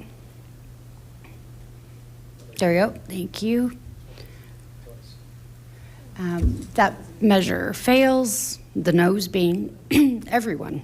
Strom, LeBure, Ryan, Cruz, K, Blackshire, Zai, Sinks, Cruz, I, Lowe, Furman, and Nystrom. Will the clerk please read item 7D into the record? Second hearing and,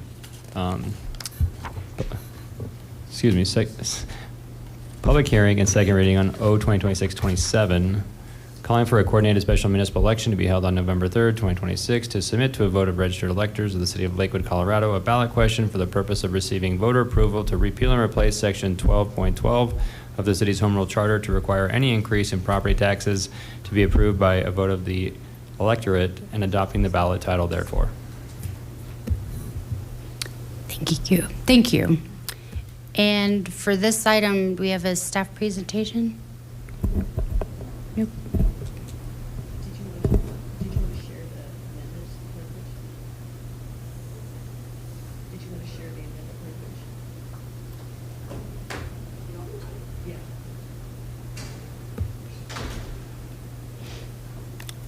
We have a brief staff presentation from our Chief Financial Officer, Holly Bjorklund.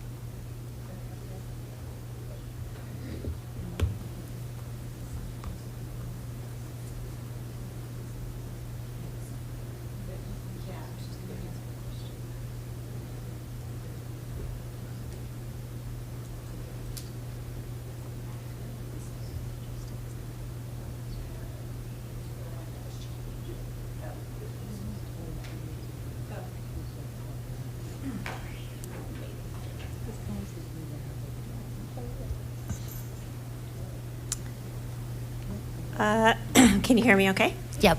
Okay.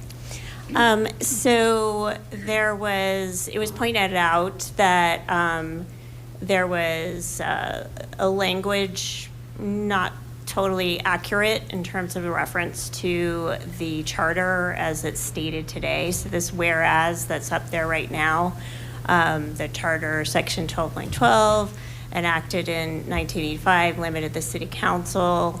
Originally it said to increase property tax by no more than 7% per year without approval of the registered electors. There's two ways you could interpret that, the language that's in the charter, and the city has interpreted it in the way that the comment had been brought up about that it's actually dollars versus mills that are being, would be restricted by this 7%.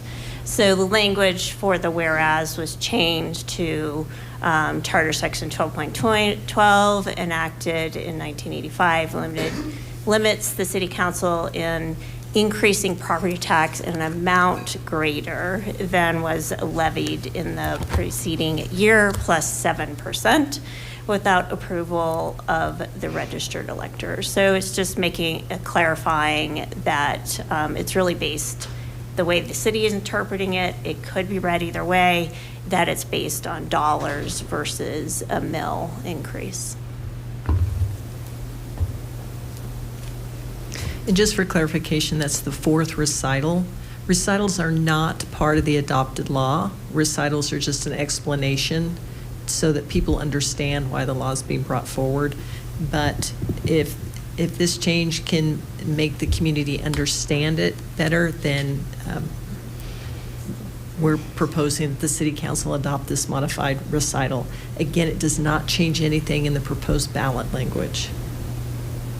Can we, for those who are new to joining in on this conversation tonight, just get a little bit of an overview on 1212 and what the objective is for this charter amendment? So the overall purpose of 1212 is to limit how much city council can increase property tax over year over year.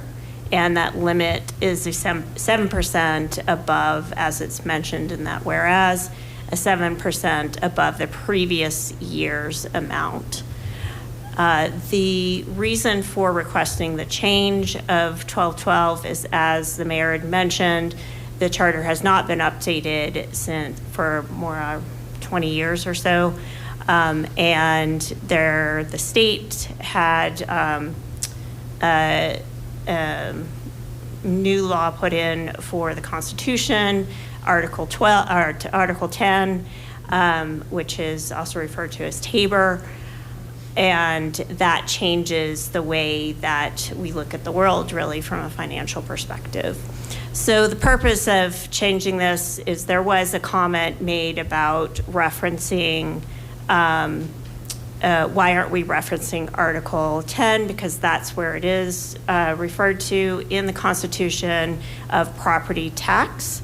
And I understand that question, but really the purpose here is to make it broader than that it's referring to anything in the Constitution that has changed, which would impact the city that we've already captured it in the charter to say that anything that changes, not just making sure we're covering Article 10, but we're covering anything that will happen in the future that we cannot predict what would happen. So by referencing just Article 10, then the city may be in this situation again where we may not be following either our charter or following the Constitution, that there be a conflict. So we want to make sure there's not a conflict between the Constitution of Colorado and the city charter.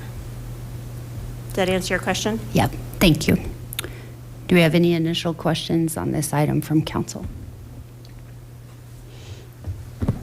All right, seeing none, we have one speaker signed up for public comment, Ms. Natalie Minton.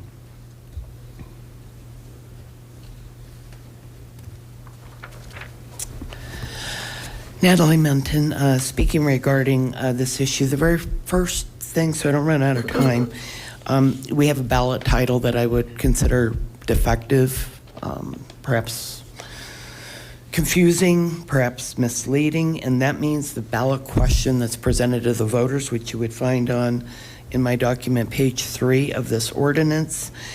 And what it is saying there is basically saying in this question, may not increase property taxes without approval of the city's electors.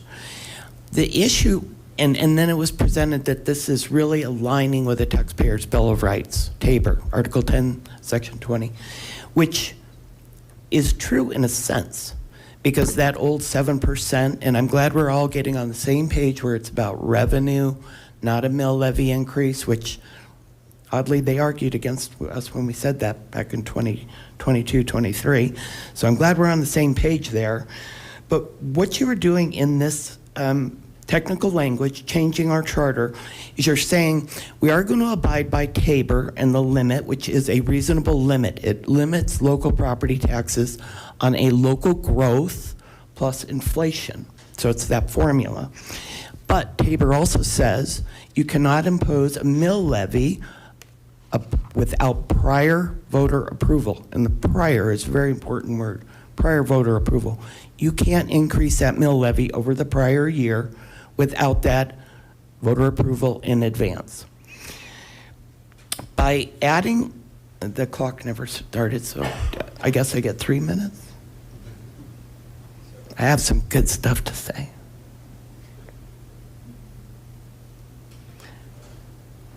All right, we'll go with that. What this is saying is basically we're abiding by TABOR and making it sound good, except city is writing in its own special rule in there that does not match what's in the Taxpayers' Bill of Rights. And that's the ability to not get that prior voter approval to increase the mill levy above the prior year. Because let's be frank, I mean, property values are kind of leveling out a little bit, but generally they're always jumping up and up and up. And that's why it's a revenue formula with property taxes. And the city is allowed to collect, actually, under TABOR, additional revenue, but it's under that growth formula. So this is a mess. This is a mess. And why it's a mess is because really to have public comment, we're here at the last minute.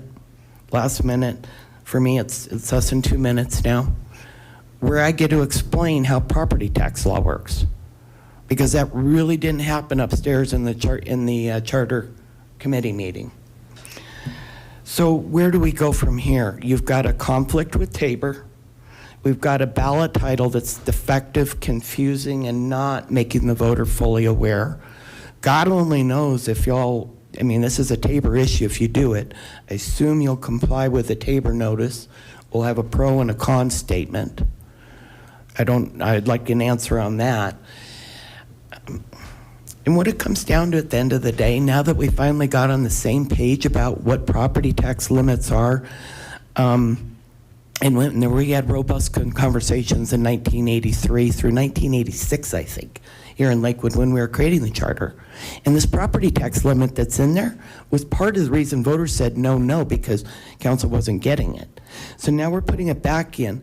End of the day, we had a misinterpretation by the city as to what our property tax limit was. I'd like to submit a public information request to see how many times we have not complied with the property tax limit. It'd be interesting, and that should be public record. But what you got here is, it's a mess. And again, it's because it was rushed through. If anything, you can table this tonight, because my understanding is you're actually thinking of the Budget and Audit Committee wants to add on a sales tax increase to the ballot. So we're not at the deadline yet. This should be tabled until that next meeting and at least have a little bit more conversation, because we needed to have it way back when. And thank you for running the committee meetings, but we had to have had public comment. It would have solved a lot of things. So I'm done for now. Thank you. Thank you.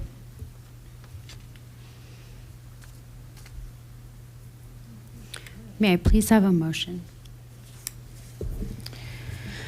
I move for the adoption of ordinance O-2026-27 on second and final reading.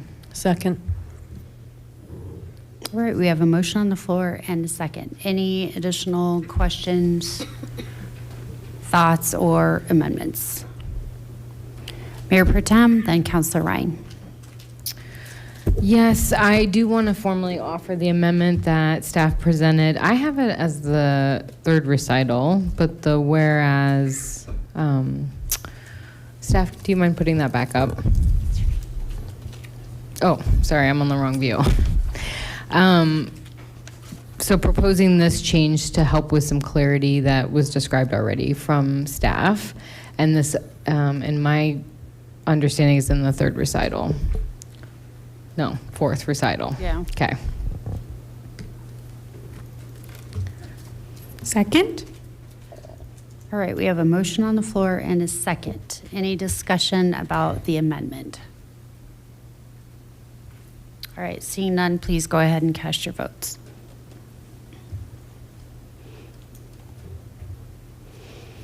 All right, that passes 10 yeses and 1 no, the no being Nystrom.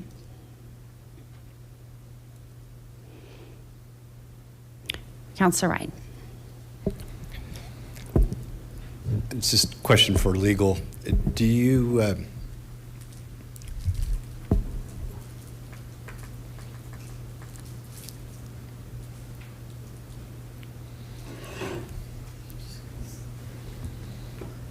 thank you.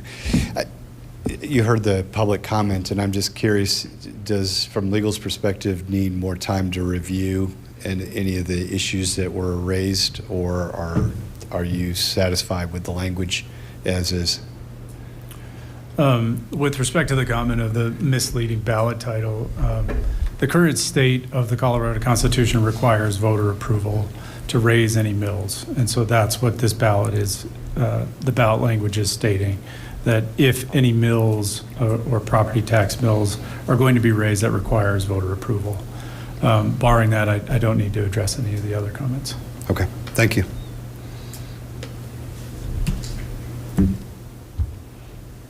All right, I have no additional hands up. Please go ahead and cast your vote. This vote will be for the ordinance as amended.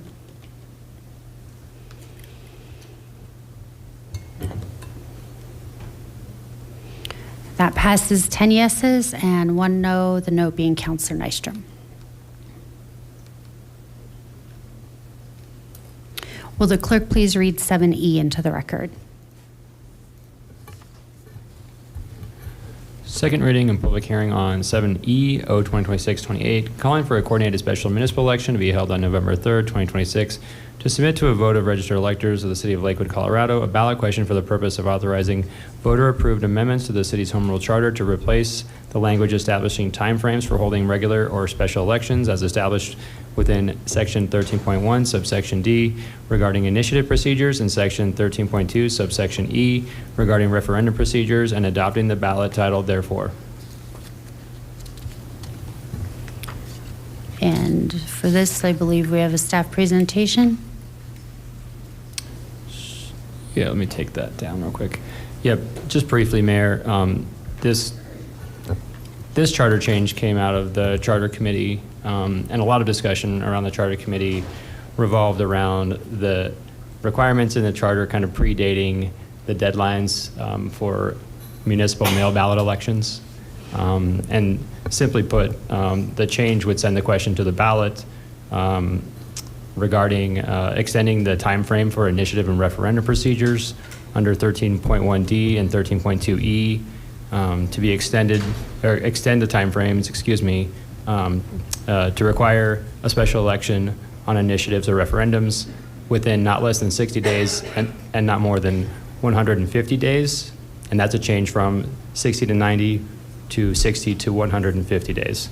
So just adding an additional 40 days there for the council to call a special election either for referendums or initiatives.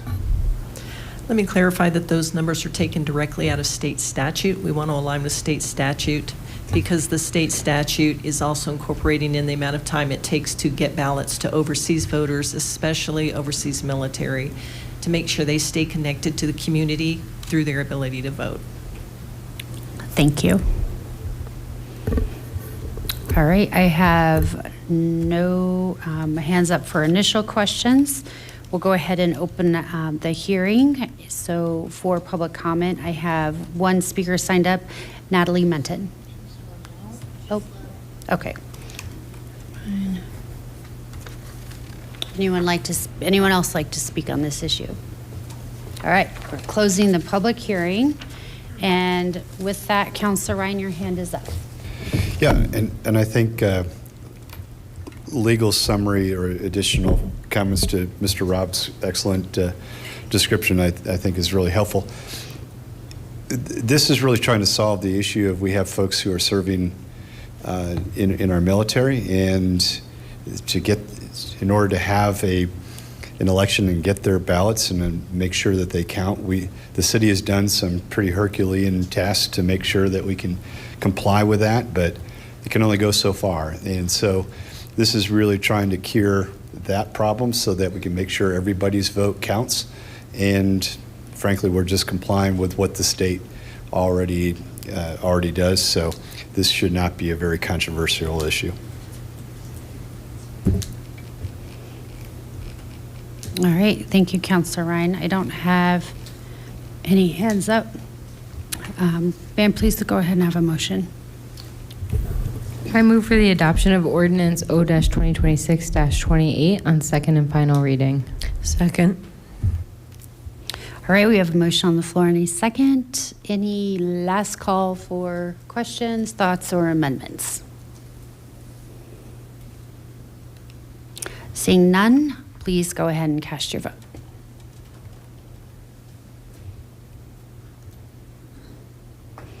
That passes 11 yeses and 0 nos.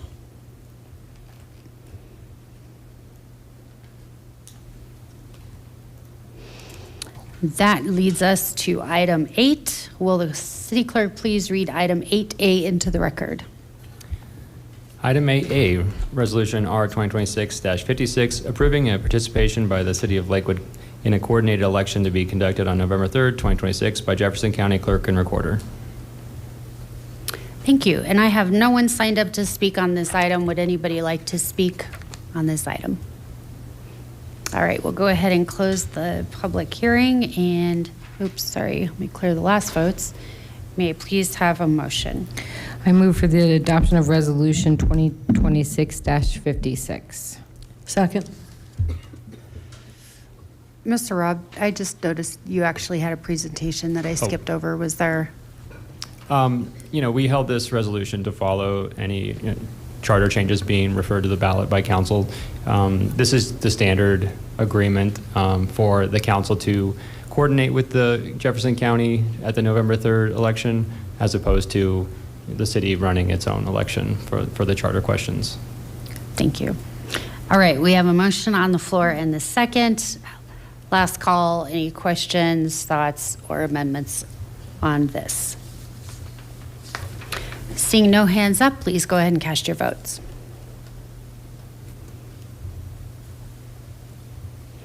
That passes 11 yeses and 0 nos.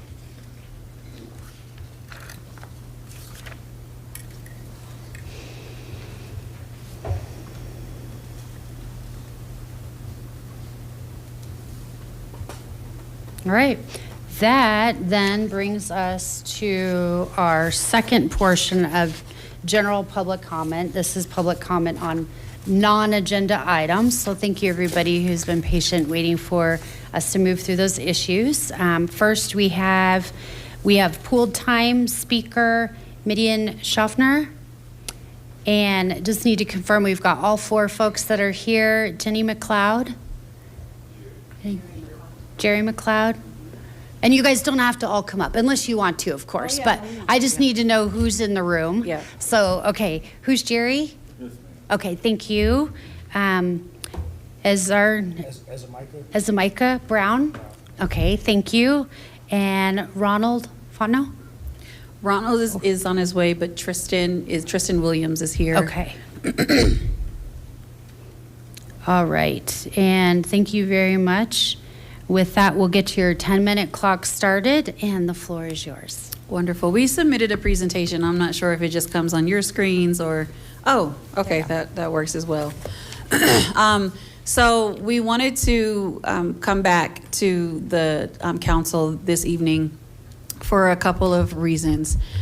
First, we wanted to start off by expressing gratitude because when we came in, there was reception and there was responsiveness. So we are definitely going to take you up on sitting down and having a conversation. We appreciate your follow-up in direction of county oversight. So we do plan to take those steps. But the reason that we came back was not only to express gratitude, it was also to further extend the invitation. So as we spoke last time, we talked about the inhabitability that is happening at ICCS, and the individuals that stood with me bravely intentionally were displaying what was happening inside of the facility. It could be ancestral involvement, but that facility ended up going under audit right thereafter. And so there was an audit that took place over this past week, and there's another audit that's coming as well. So we are hopeful that the auditors will be able to have visibility into the things that are specifically concerning inside of the facility. But the part that we also want to make sure that you are aware of is what is seemingly coming across as retaliation and reactionary behavior from the staff and the administration of this facility. The individuals that have empowered themselves to come and speak as residents in your constituency are seemingly being targeted by the administration, and we're going to give you some examples. I stand today with additional faces that you didn't see the last time. And I'm just going to speak to the most egregious ones that we have discovered. One of them is Mr. Jerry McLeod, that's to my right. While the auditors were there, Mr. McLeod used his voice because he was empowered to do so. As an auditor and someone from the facility who is in administration, we're walking down the hallway, Mr. McLeod said, they need to shut this place down. He also said, they don't care about us here. Mr. McLeod received an incident report, which essentially is a write-up that deteriorates his progress in the program that they have. And they called that verbal abuse because he simply used his voice and spoke up because finally there was someone from the outside inside, and he spoke up. He simply said, help. He simply said, look at us. Ezamika here to my left, he's experienced some things that are very concerning and that we have some questions about. We don't understand why he would be given a check to cash for the monies that he has earned, going straight to the bank that ICCS banks with, only to be told that those checks were not going to clear because of insufficient funds. The contractor's account was coming back with insufficient fund notification. And he was told that he was one of 3 other individuals that had recently happened with. When he called to get clarification, he was told, Sorry about that. We send 100 to 150 checks out a day. So just go try to cash it somewhere else. That doesn't equate to business sense. But that's what he was told. Additionally, he went out and had dinner with his family, came back to the facility to check back in, did not have the receipt that he typically would turn in for that excursion. For his own reasons, there was a credit card information that was on the receipt, and he didn't feel comfortable turning that in. He was then reprimanded. But there was a resident standing right behind him that also came back to the facility and had the same exact situation and was told it's okay. It was so distinctive that that resident came to Ezamaica and said, wait a second, why did they treat you that way, but they didn't treat me that way? Another gentleman that was here last week, Mr. Ronald Fontenot, he's been the catalyst in this process of speaking up. He's been doing work directly with our organization. And since he came to the Lakewood City Council to use his voice, they have restricted him from coming back to be a part of the community give back that he is giving. Mr. Fontenot is not just coming to us to say, hey, guess how bad this facility is. Mr. Fontenot is actually establishing a program that is likely going to be funded by the city and possibly the state to identify ways that we can engage thoughtfully and much better on gun violence, specifically for our youth.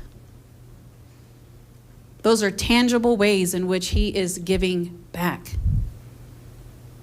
Isn't that what we want to see from a space we call community corrections? ICCS is not the start and stop of community corrections. They are just merely a contractor that is supposed to execute on what community corrections is on paper.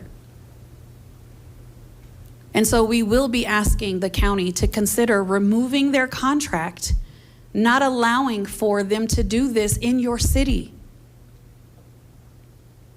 But that's the invitation that we are leaving behind with you. Because there are now patterns that they are showing that this is not about care, it's about control. Those patterns are very real, and these are just a few. We are asking you to stay connected to this story. Because before you come into this building and take your seats on the dais, you too are residents of Lakewood, Colorado. You share the same space with the residents of ICCS. You don't have to be suppressed because you're a council person. Liberate your leadership and be a voice simply because you're a neighbor. But the egregious, inhabitable means of that facility are disgusting, and the patterns of retaliatory behavior are harsh. And each and every one of us should be questioning, what can we do? Because it's my hope that you don't accept the narrative for these gentlemen here or for the young women that are in there as well. Don't accept that narrative. And we pulled a string, and now more is being revealed. As someone that's been trying to advocate to get understanding, asking questions, I too have been treated as if I'm the problem. And all we're trying to do is say, allow us time to collaborate with you. Take the time to listen to perspective. For me and for my team, that was met with, stop emailing us. You're emailing us too much. I don't think I can email them enough. So please don't let us go alone. We will go to the county, but don't let us go alone. Because my fear is that they're going to experience even harsher conditions because they are using their voice. And they are simply standing up saying that this facility is not my punishment. This facility is simply a part of my process. That is what we are asking, and that is the invitation. So again, we thank you for being receptive. We thank you for being responsive, but we are asking and challenging you to not stop there because there's a lot more work to do. And the gentlemen that you are looking at now, they are going to have to hold this much differently than any of us ever will have to hold it. And I will end with this and simply say that our organization, the coalition that we've built, and the people that we stand alongside, we stand behind the family, the life, and the legacy of Jax. Everything about that movement is what we need to be paying attention to. And I hope that you continue to take heed to a community that is ready to engage with you. Thank you for your time. Thank you.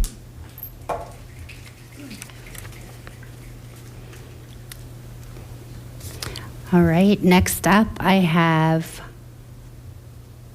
did Jesse Prophet speak earlier? Did we do that already? No? Yes. So Jesse Prophet, I don't remember what Jesse looked like. Okay, gone, okay. Carrie Murphy, Brian Holz, and then Sirik. So Carrie Murphy, the floor is yours.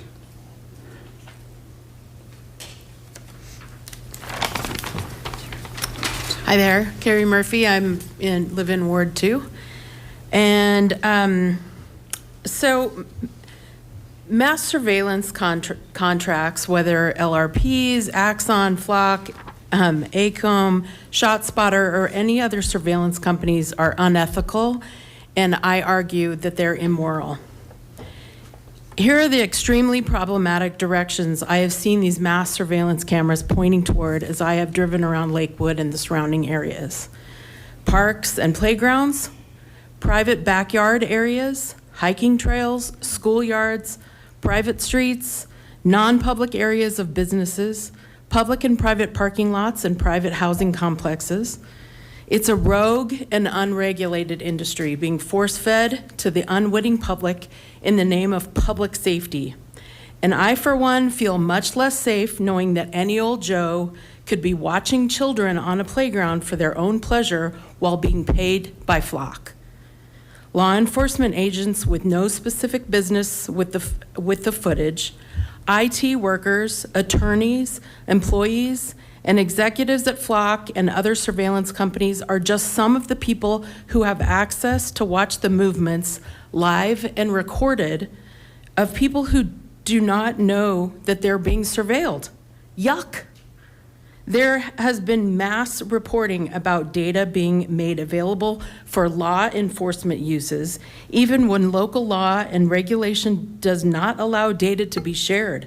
How can agencies be trusted to use the footage ethically and lawfully when they're knowingly gaining the data unlawfully? Aren't you grossed out knowing that you're being constantly surveilled? We all are, even in our own front yards or sometimes in our own backyards. I wish I was being hyperbolic. I have heard government officials say, don't do anything wrong if there isn't anything to worry about. And if don't do anything wrong and then there isn't anything to worry about. First, I contend that this is explicitly un-American. Second, we absolutely know that this isn't reality. Denver 7 local news reported how officers used footage to target innocent people who were then forced to lay face down on burning hot asphalt in front of their small children by officers who had mistaken information about their SUV's license plate. It was from a different state. And even if that was 100% accurate, if Flock was 100% accurate, it is still grotesque and predatory to use taxpayer dollars to routinely assume guilt on the entire citizenry. Again, I'm not being hyperbolic. We're being surveilled all the time, and it's crazy to think that this is okay. And I don't have time to talk about it. I have another paragraph about the data that is being used and how we're putting data centers all over the place. It's using our water, our precious water, in order to surveil people. It's massively problematic, and thank you very much for your time. Thank you. Brian Hulse?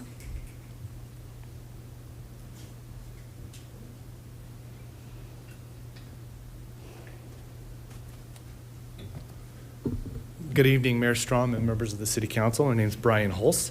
I'm the Executive Director of Intervention Community Corrections Services. We're a nonprofit organization operating 2 community corrections facilities in the city, and we've provided this valuable service for the last 23 years. It'll be 24 years this December. At the last regular council meeting on July 27th, Medine Schaffner, with the epitome of Black excellence and partnership, made a presentation to the council, and again tonight, which reflected negatively on our organization, more specifically, our facility located at 1651 Kendall Street.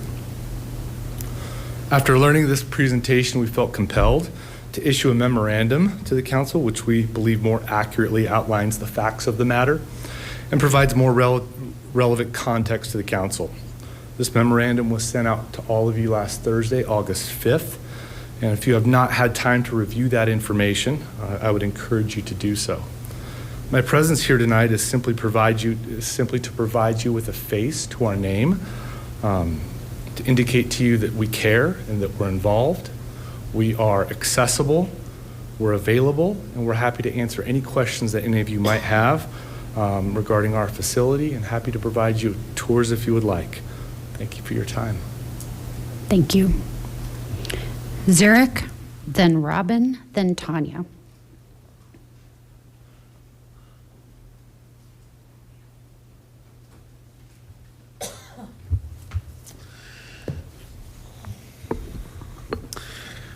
Thank you, City Council. First of all, I'd like to say I appreciate your proactivity when it comes to flock and flock surveillance rather than reactivity. I understand there's been a little bit going into this, but generally being forefront on considering renewing this contract is very, very prudent of you all. But with that, I'd like to just give a little bit of an example on why flock might be an issue. I have a few news articles here that I'll just give you the general titles of, and then I'll pass off in case you'd like to read them further. But officer alleged used flock to track camera, or officer allegedly used flock license plate cameras to track boyfriend's ex-wife. Mooresville police investigation, 10 cases suspected flock misuse by officers. 3 former sheriff's employees accused of misusing flock safety system after audit. Documents detailed 2 alleged misuse of flock cameras by 2 Reynoldsburg officers. An innocent driver was held at gunpoint over flock camera mix-up. Wrong person, but also wrong car. All of these were within the past week.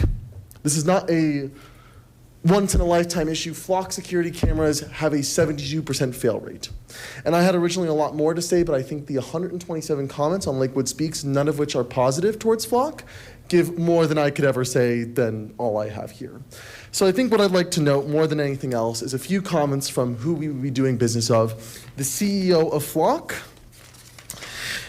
that being, give me 1 second here, really sorry, Garrett Langley, who in an interview about 2 years ago in response to people protesting Flock, being against it, called them a, quote, terrorist organization for deflocking, a website that just marks where flock cameras are, does not advocate for their destruction or any violent means, called them a terrorist organization. One of the biggest investors who called Denver home for a while, not Lakewood, but Denver right off of central downtown 16th Street, Peter Thiel, who runs Palantir, who's very infamous, I'm sure we've all heard the name quite a few times, known for the wonderful quote, "I no longer believe that freedom and democracy are compatible." This is who we're doing business with. This is who we're trusting with our information. I once again could say over and over again all the issues, the ICE issues, where ICE Flock gives multiple data searches, over 1,400 in the first year of Denver alone. There's mounds and mounds and mounds of data, and I'm pretty sure all of you know this. But it's really just really important to hound home. 127 comments, not a single one positive. If we want to be proactive on this, we could immediately go and put bags over all the flock cameras, about 48 of them, all in Lakewood. Other cities have done this, Daytona, Iowa, or Ohio, I'm spacing the city's name, but multiple cities, after Flock has refused to pull out, have just started bagging their cameras. We can be proactive. We can have these cameras out by the end of the week if we want to. So I appreciate your proactivity, and I encourage you to continue to be proactive about the matter of Flock cameras. Thank you all. Thank you. Robin.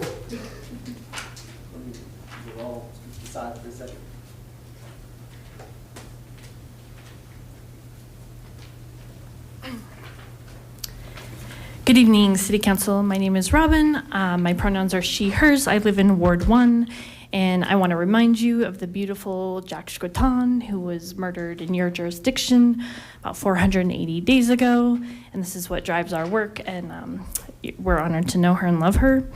You celebrated your very first Pride, Lakewood, and it was lovely, and congratulations. And so now that we're all on the same page of we're willing to take money from LGBT people in our community, we have to make a strong stance that we are going to protect our LGBTQ people. And so you're obligated to listen to what I'm saying right now, even you, Liber. Thank you. I want to remind you of the December meeting when we were finalizing the ad hoc committee, and 40 Lakewood police officers came armed, marched in formation, blocked the doors, intimidated the hell out of the activists. Do you remember that day? I do. It was terrifying. And that's how Lakewood PD shows up. So how dare we have Lakewood PD infiltrating the ad hoc committee? It's an independent committee.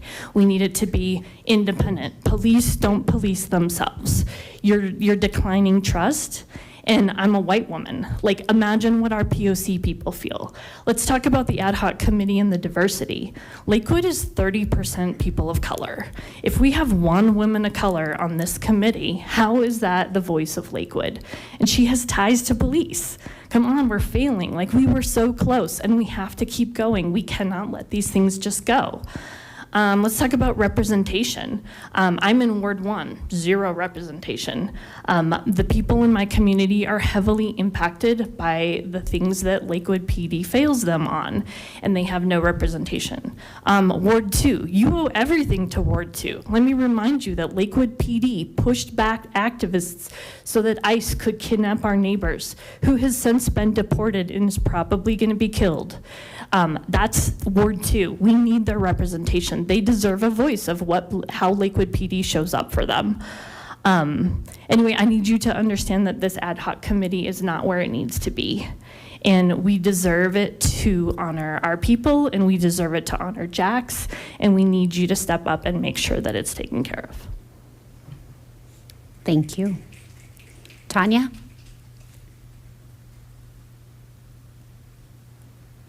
Oh, no, Tanya. Joey Steele?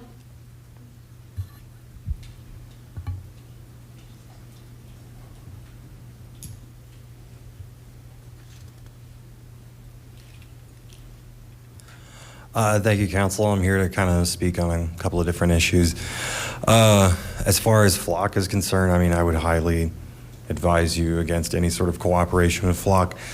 I mean, as we've seen, it doesn't make anybody safer.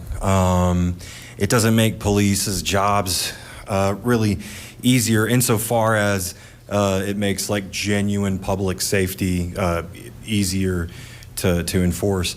It's more of a tool of coercion. We've seen that, and a tool for people to exercise their caprice against, their would-be victims.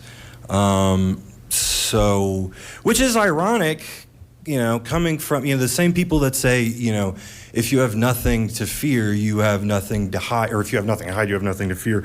Those are the same people that showed up like 45 deep to complain about how accountability and transparency would somehow make their jobs harder.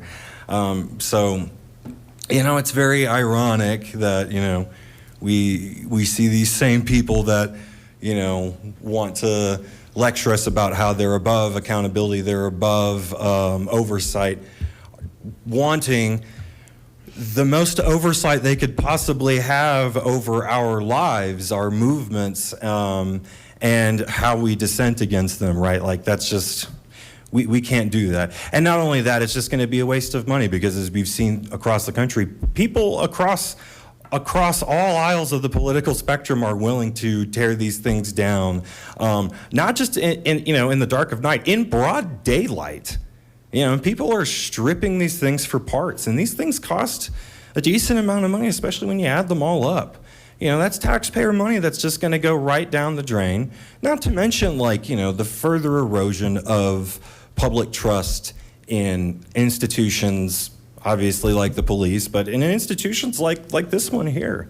If people don't have faith in the people that govern them, if they make it clear that if the governing bodies make it clear that the regular people are not their constituency, that their real constituency are the property owners, the massive property owners like the private prison owners and stuff, or the shareholders in companies like Flock and Palantir, et cetera, right? If those people are their real constituency, then what's the point of even coming to talk here? People are just gonna grab their angle grinders and cut them down. And then when it comes to things like at Ingalls, people are just gonna start showing up to ICE raids with guns and do what the police refuse to do, which is to protect and serve the community. So thank you, council members. Please I hope you take what I said into consideration. Thank you. Duncan Mullis, and then Cameron Hollins.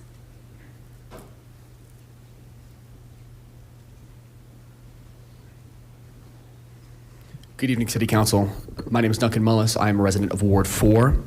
I have come to express my distaste for a continued contract with Flock Safety. These automated license plate readers are an egregious and reprehensible invasion of privacy, creating a centralized mosaic of movement for every citizen in their view. If Flock was any other country besides this one, we would abhor them for their fundamental disregard of our right to be unobserved. Why do we make such an exception for ourselves? Not only are these cameras unconstitutional, but they are also woefully inaccurate. Conservative estimates show that 1 in 3 Flock safety flags are false positives, according to an August CNET report.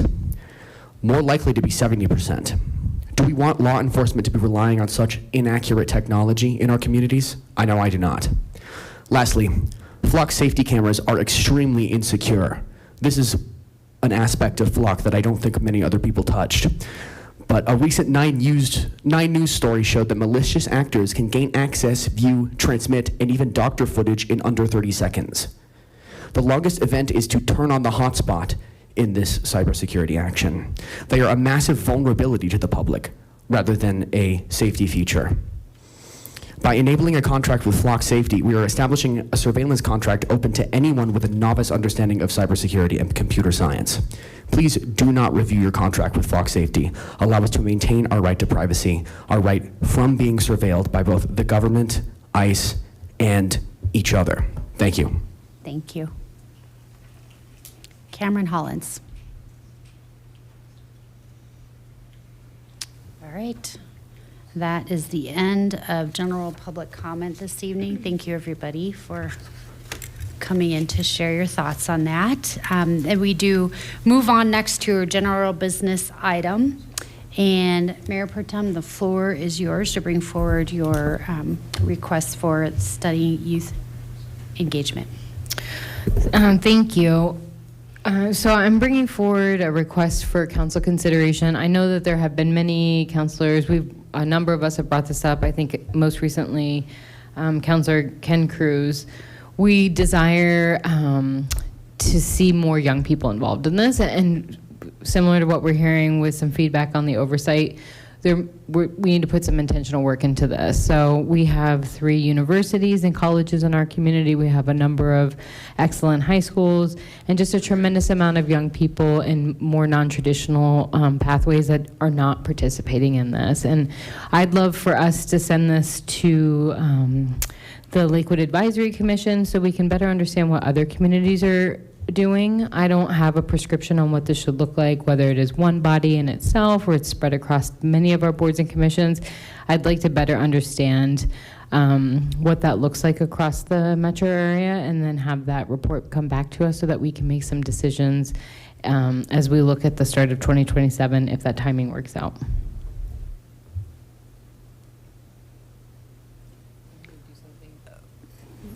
just an informal motion? So informal motion to support moving this request to the LAC. Second. All right, we have a motion and a second. Any discussion on this? All right, seeing no hands up, please go ahead and cast your vote.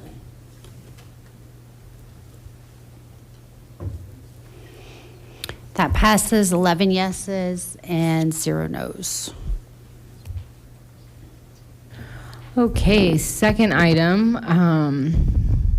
This, I know I'm not alone in this. Like this is tremendous, especially for those of us on the north side.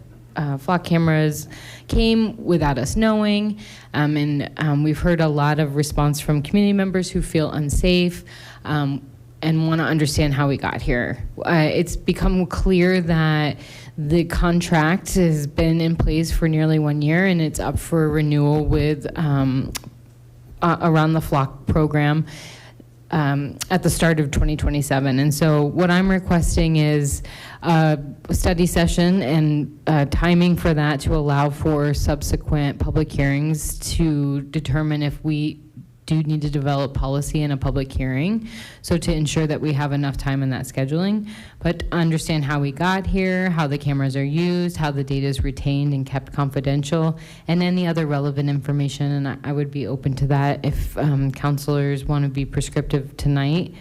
So that can help inform our next steps. I think there's a member of the community that's here right now that made a public comment that almost never do we unanimously see this kind of support. And right now there are 123 comments from Lakewood residents who are advocating for us to take up this topic.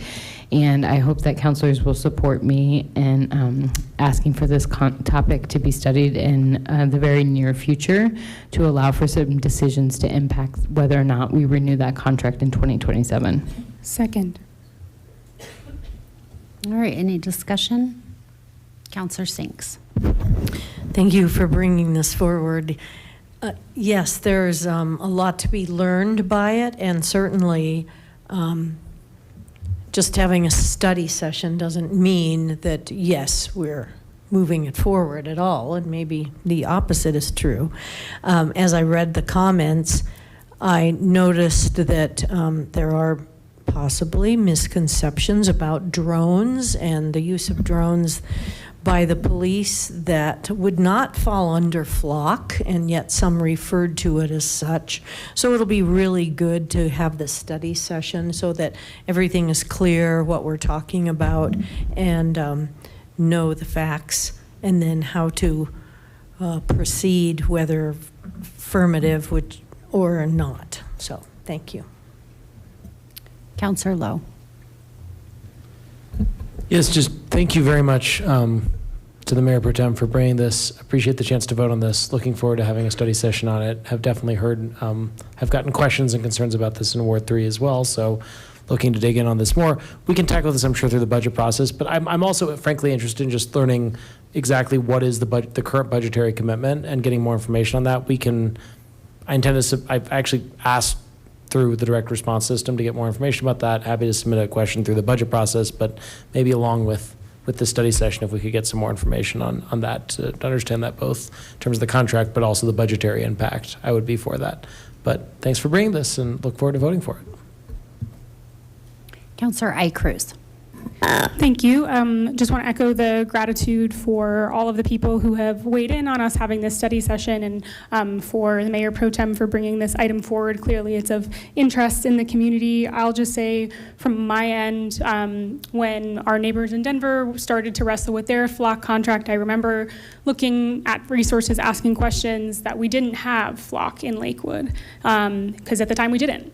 And then cameras started showing up on folks' streets, and people had questions, and that's when I learned that we had Flock, and I have some questions about how that contract happened, kind of without us really understanding it, frankly, and also sort of what are the terms of that contract in terms of data sharing, in terms of liability, in terms of so many of the issues that in this company, but as we've talked about with other automatic license plate reader questions that many companies in this sort of beginning phase of some of these types of technologies are struggling with, that have left municipalities in really challenging positions from a liability perspective, but also from a safety, security, and trust from our residents' perspective.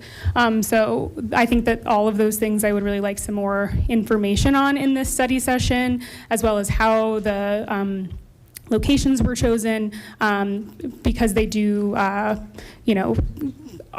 heavily represented in our ward, I know in Ward 1 and in Ward 3. So thank you again for putting this forward, and I'm looking forward to this study session. Councilor Ryan. This is more of a question for legal. By what date do we, when I say we, the city has to make a determination? I actually have no information on this flock camera contract, so I'm going to have to turn this over to the interim city manager.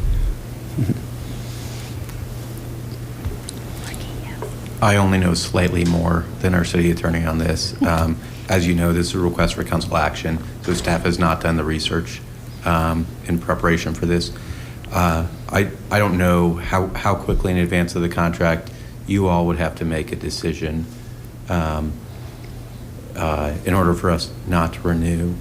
So Yeah. I don't have an answer for you. I only asked a question, and I don't mean to put either of you on the spot. I will be voting yes, of course, on this, but when we're trying to figure out a study session, I'm just concerned that sometimes there's, in the contracts, there'll be the renewal period that you have to provide notice well before that before a certain date. So I just want to make sure that while it may renew at the end of the year, we're not caught up in study sessions when we're in the notice required period.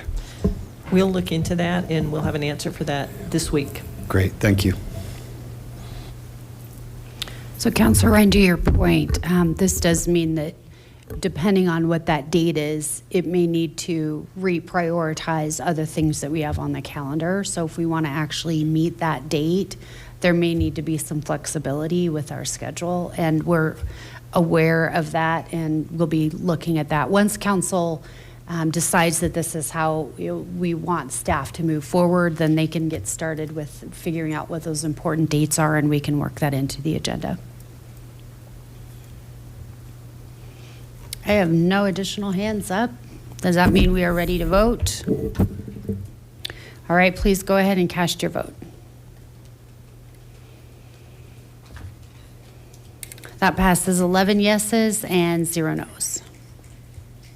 Thank you, everybody. All right, that brings us to this evening's executive report. Thank you, Madam Mayor. I have a few quick items for you, and then we'll turn it back over. So first, I wanted to let you all know that we are continuing negotiations with our regional partners for the IGA regarding the NAV Center and cold weather sheltering. So that work is continuing, and hopefully we'll have an update for you soon on where we stand on that.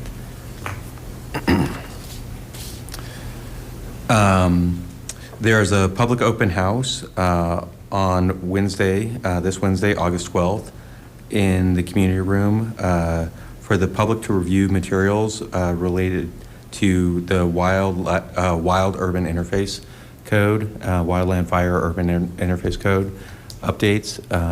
Again, the proposed code that will be coming up on August 24th is looking to reduce the impacted areas from the much more significant area that came before you earlier this year to about 350 plus houses. So for those impacted residents, they were also provided a mailer. And then for those interested in Morris Park Pool, definitely one of our beloved pools in the community, there is a pool party and meeting this Saturday, August 15th from 10 a.m. to noon at Morris Park Pool to talk about what the future might look like there. And then finally, this past week has been a busy one for City Council, which you are well aware of, also for the community. We had an amazing process for our city manager finalists. That included the participation of over 150 employees, 2 very well-attended community meetings, and then 5 great candidates who spent a couple days with you all. City Council, and this is really for the community, you all know this, City Council is continuing their deliberation and working towards a final agreement with a candidate, and hopefully that will be back in front of us all soon, and we'll be able to make an announcement to the community about who was selected for the process. Ultimately, the decision will be made in an open meeting as you work to appoint a city manager. So, Madam Mayor, that concludes my report. All right, thank you very much. And with that, that moves us forward to our council reports, and we'll start this evening. I'm going to switch things up a little bit and start with Ward 3. Ward 3. 1 and 5 are happy. I sensed that. I actually sensed that coming. I was like, I bet the mayor picks Ward 3. It just feels like it could happen. The mayor's she seems like she's in the mood to shake things up a bit. I really don't have anything to share other than we have had a great ward meeting with joint ward meeting, Ward 3, Ward 2, where we heard feedback from a lot of our constituents about the city manager process. Thank you to the Ward 3 and Ward 2 councilors for joining us for that. Thanks for the members of the community for joining us. And yeah, it has been indeed a very busy week. We heard from a lot of folks about the city manager process at that, and then at the reception the next day, and then of course the all-day interviews on Friday that were good and intensive, and that you, our interim city manager, just provided an update on. I don't have anything else to share unless my co-counselor does. Just one small update. If you are a biker, cyclist, I think is the right word. The summer cruiser bike rides. This is something that is hosted by Alameda Connects and Belmar with a few organizers from the Denver Cruiser Ride. Their last ride is Saturday, August 15th. They meet at 6:30 in the Belmar Plaza. So if that is something that is of interest of you, be sure to check it out. But that is all I have. Word 2. I just wanted to echo what my co-counselor Lowe said. We had such an incredible joint meeting with Ward 3 that was specifically on feedback about the city manager process and about the finalist candidates. It was so delightful to hear from so many constituents and to really get their passion and their interest and their understanding of the importance of this role. So I just wanted to thank everyone who took the time to come out. And then because our wonderful deputy city manager mentioned Morse Park, I also learned from our deputy city manager today that Surfside Splash Park is open on weekends through September 6th, which I think is a really wonderful thing. It's only $1 to get into that place. It's a wonderful amenity, and if you have kids, especially smaller kids, it's such a great place to take them. So thank you for sharing that. Thank you. I will just briefly add some gratitude to our fabulous Public Works folks and bike team on the new neighborhood bikeway signs. I think that those are awesome. If you haven't seen some of the new green signs showing kind of where the neighborhood bikeways are going throughout the neighborhoods, that's, I think, a big an investment that helps people wayfind and helps biking feel like more a part of the community, and actually helped me find a new way from here to my house. So I was pretty excited about that. So thanks to everybody and to Peter McNutt and so many people in the community who have been leading the way on making that happen as well. So gotta celebrate the small stuff as we fight some of these big battles. So thanks all. Ward 1. Okay, a couple of things. Huge gratitude to staff. I think we can't say enough the amount of coordination and just consideration that went into making sure that our community felt engaged in the city manager hiring process. So thank you for that. Councilor Sinks and I got in my little electric car last week, and we visited all the National Night Out events together. And just thanks to all the community members, we met a published author, we met my kid's future geometry teacher. Like, it was incredible. So always great to get out into the community. We also know that it's getting ready to be annual meeting time, so please let us know if it's helpful for us to join. We had a great ward meeting last weekend. The courts came and shared about some of the diversion work we're doing in our justice systems here in Lakewood. And so that was great, and thanks for everyone that came and participated. And then I want to make sure that people know there are openings on boards and commissions, including the Oversight Committee. So right now, this is the time to apply, and there is some responsibility from community members to take this up. So I hope that people will take a look and explore if this is an opportunity that they're interested in and apply. The selection committee, or the screening committee rather, will be meeting at the end of this month to do some appointments. And there are a number of boards and commissions that have some opportunities to support. And I'll just, one last plug. I know Morse Park Pool isn't not in my ward, but God, I love that pool so much, and I'm gonna miss it. So please, this is the last week to get your swims in a pool that is not easy to get in and out of, but the new version of that in coming years, I'm really excited to see. This is a tremendous amenity for the community. I've worked in youth development for 20 years, and I've never been at that pool where I haven't run into a kid that I've known over the years. So I hope that Lakewood continues to prioritize this investment for future budget cycles. And that's it. Thank you. I'll just add that our next ward meeting is going to be Labor Day weekend, but our facility that we typically use was not available the following weekend. So we will have our ward meeting September 5th, which is in our regular pattern of having the meeting the first Saturday of the month. So thank you. Ward 5. Okay. I failed to mention at the last meeting that Mr. Connor came to our last ward meeting and provided a great update on housing and things that are in the works, and it was very well received. So sorry about that. Our next meeting will be at Westwoods Church on August 29th at 9 a.m. Still some details being worked out on the agenda, but those will get published shortly.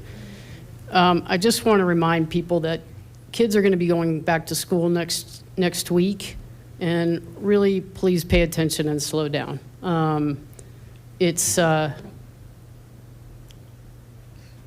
sorry, what? 20 is plenty.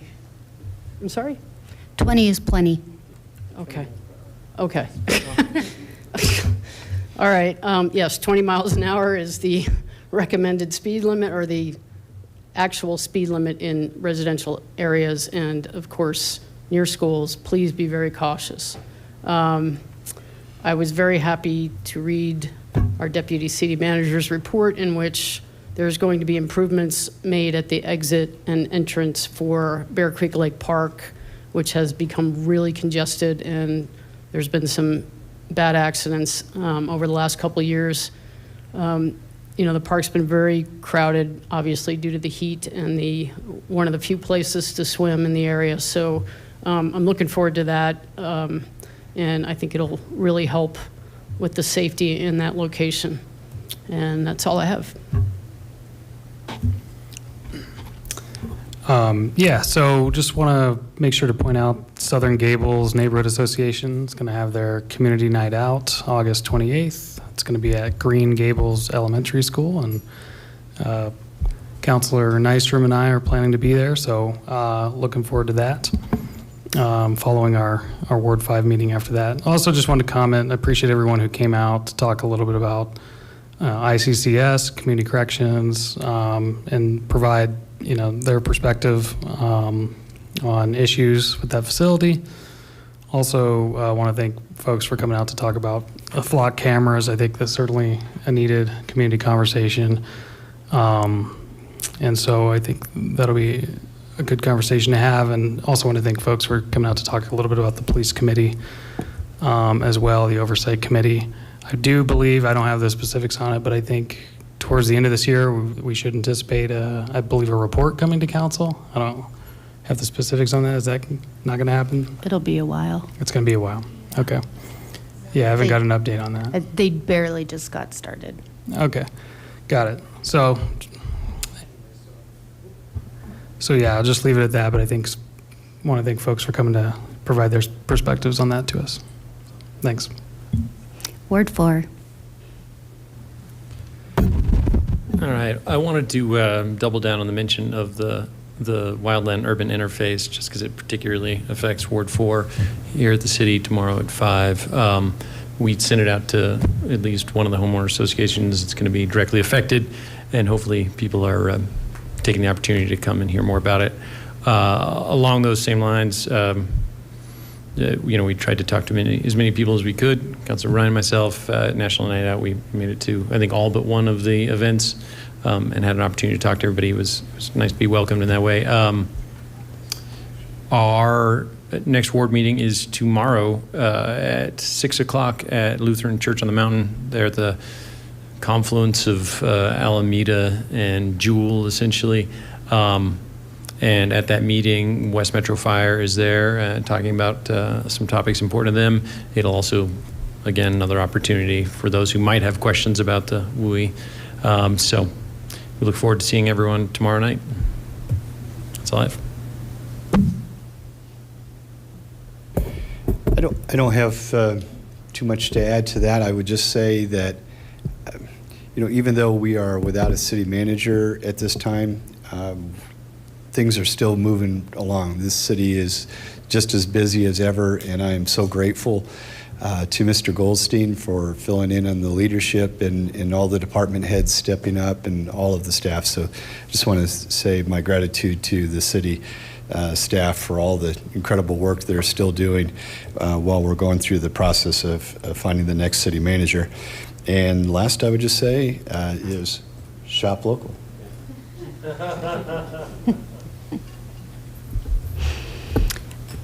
A huge thank you to our over 30 residents across Lakewood that hosted a National Night Out event last week. I want to talk for just a second about, we do National Night Out, hopefully, to meet our neighbors. It is something that is so much more than just hanging out in a driveway, though. And for those that took the time and took all the effort to put on those parties, thank you very much for doing that. I know that it takes a lot to go to all the houses of your neighbors, and maybe people show up and maybe they bring something and maybe they don't. But at the end of the day, your cul-de-sac can be safer, your street can be safer, all for the reason of the fact that you were able to get together, learn more about each other.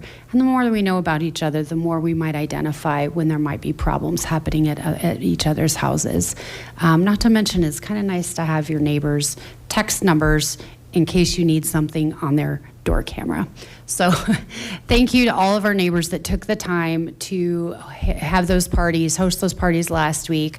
And it has been hot. The good news is August is kind of the month of having parties. September is amazing too. We are in Colorado and we get warmth throughout the month of September, sometimes even in October. So if you did not do that, the opportunity is not completely behind us. So would encourage any of our neighbors who did not, that would like to get out and meet neighbors, to please do so and reach out to us. So your city councilors, myself, where schedule allows, we love to come out and meet each other and learn, and I don't know, just learn from each other too. So just the night or the occasion is not behind us. Please keep that open. I will also say that we've got plenty of other ways to get together to meet other community members across Lakewood.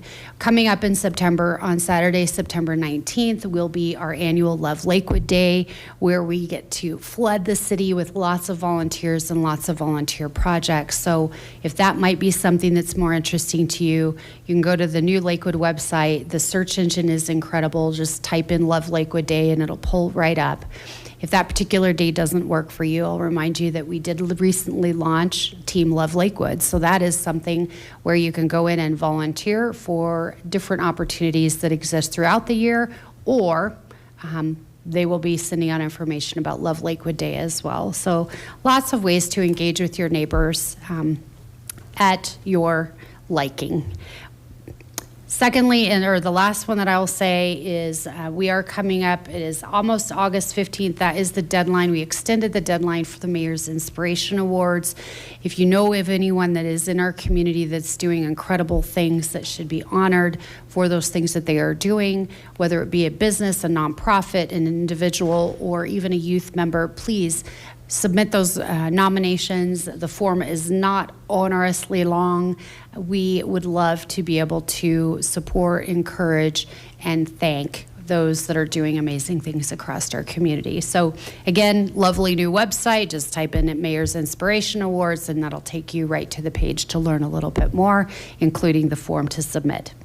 And with that, there being no more business, I will go ahead and adjourn us this evening at 9:52 p.m.